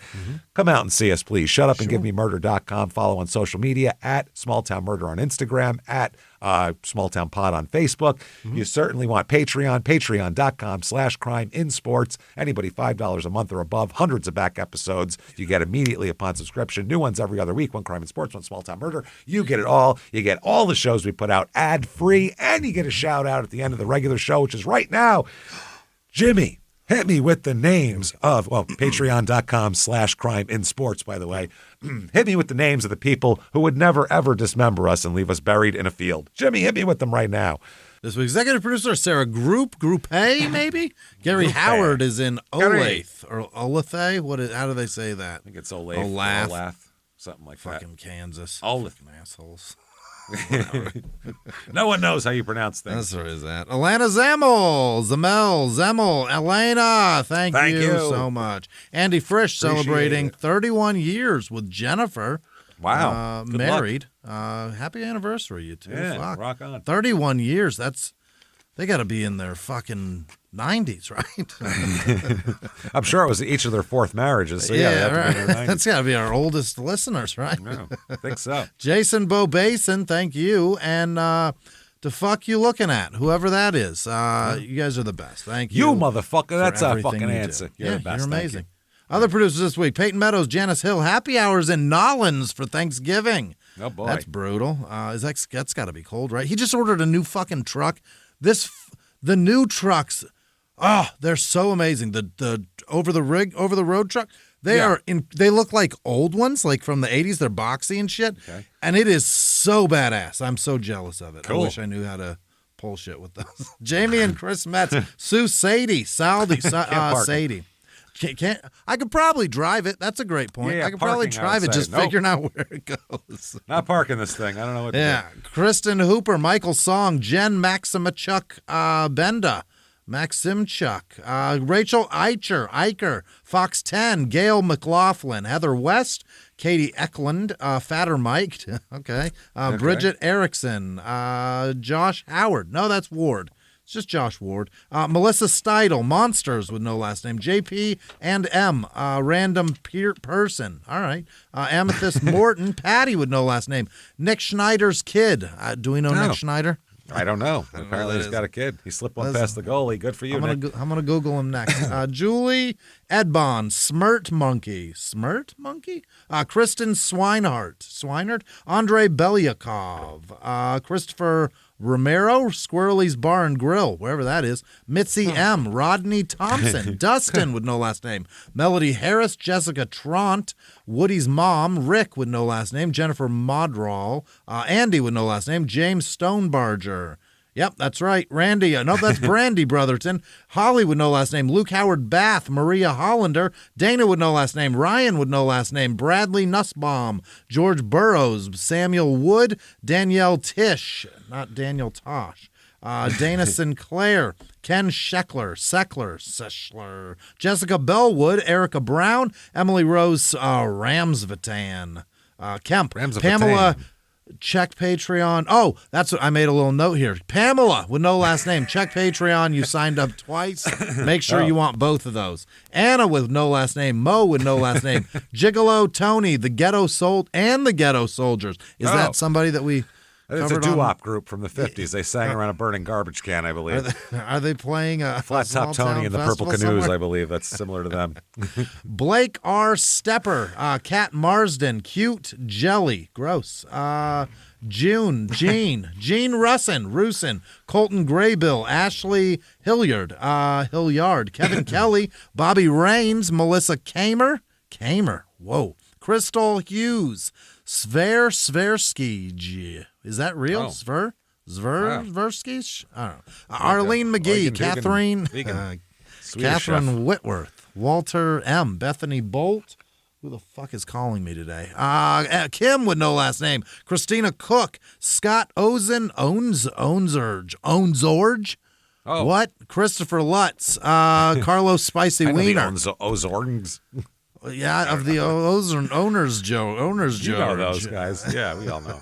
Rob Bond, Aaron Squires, Chris Moore, Brad Loxley. But isn't that what's his name?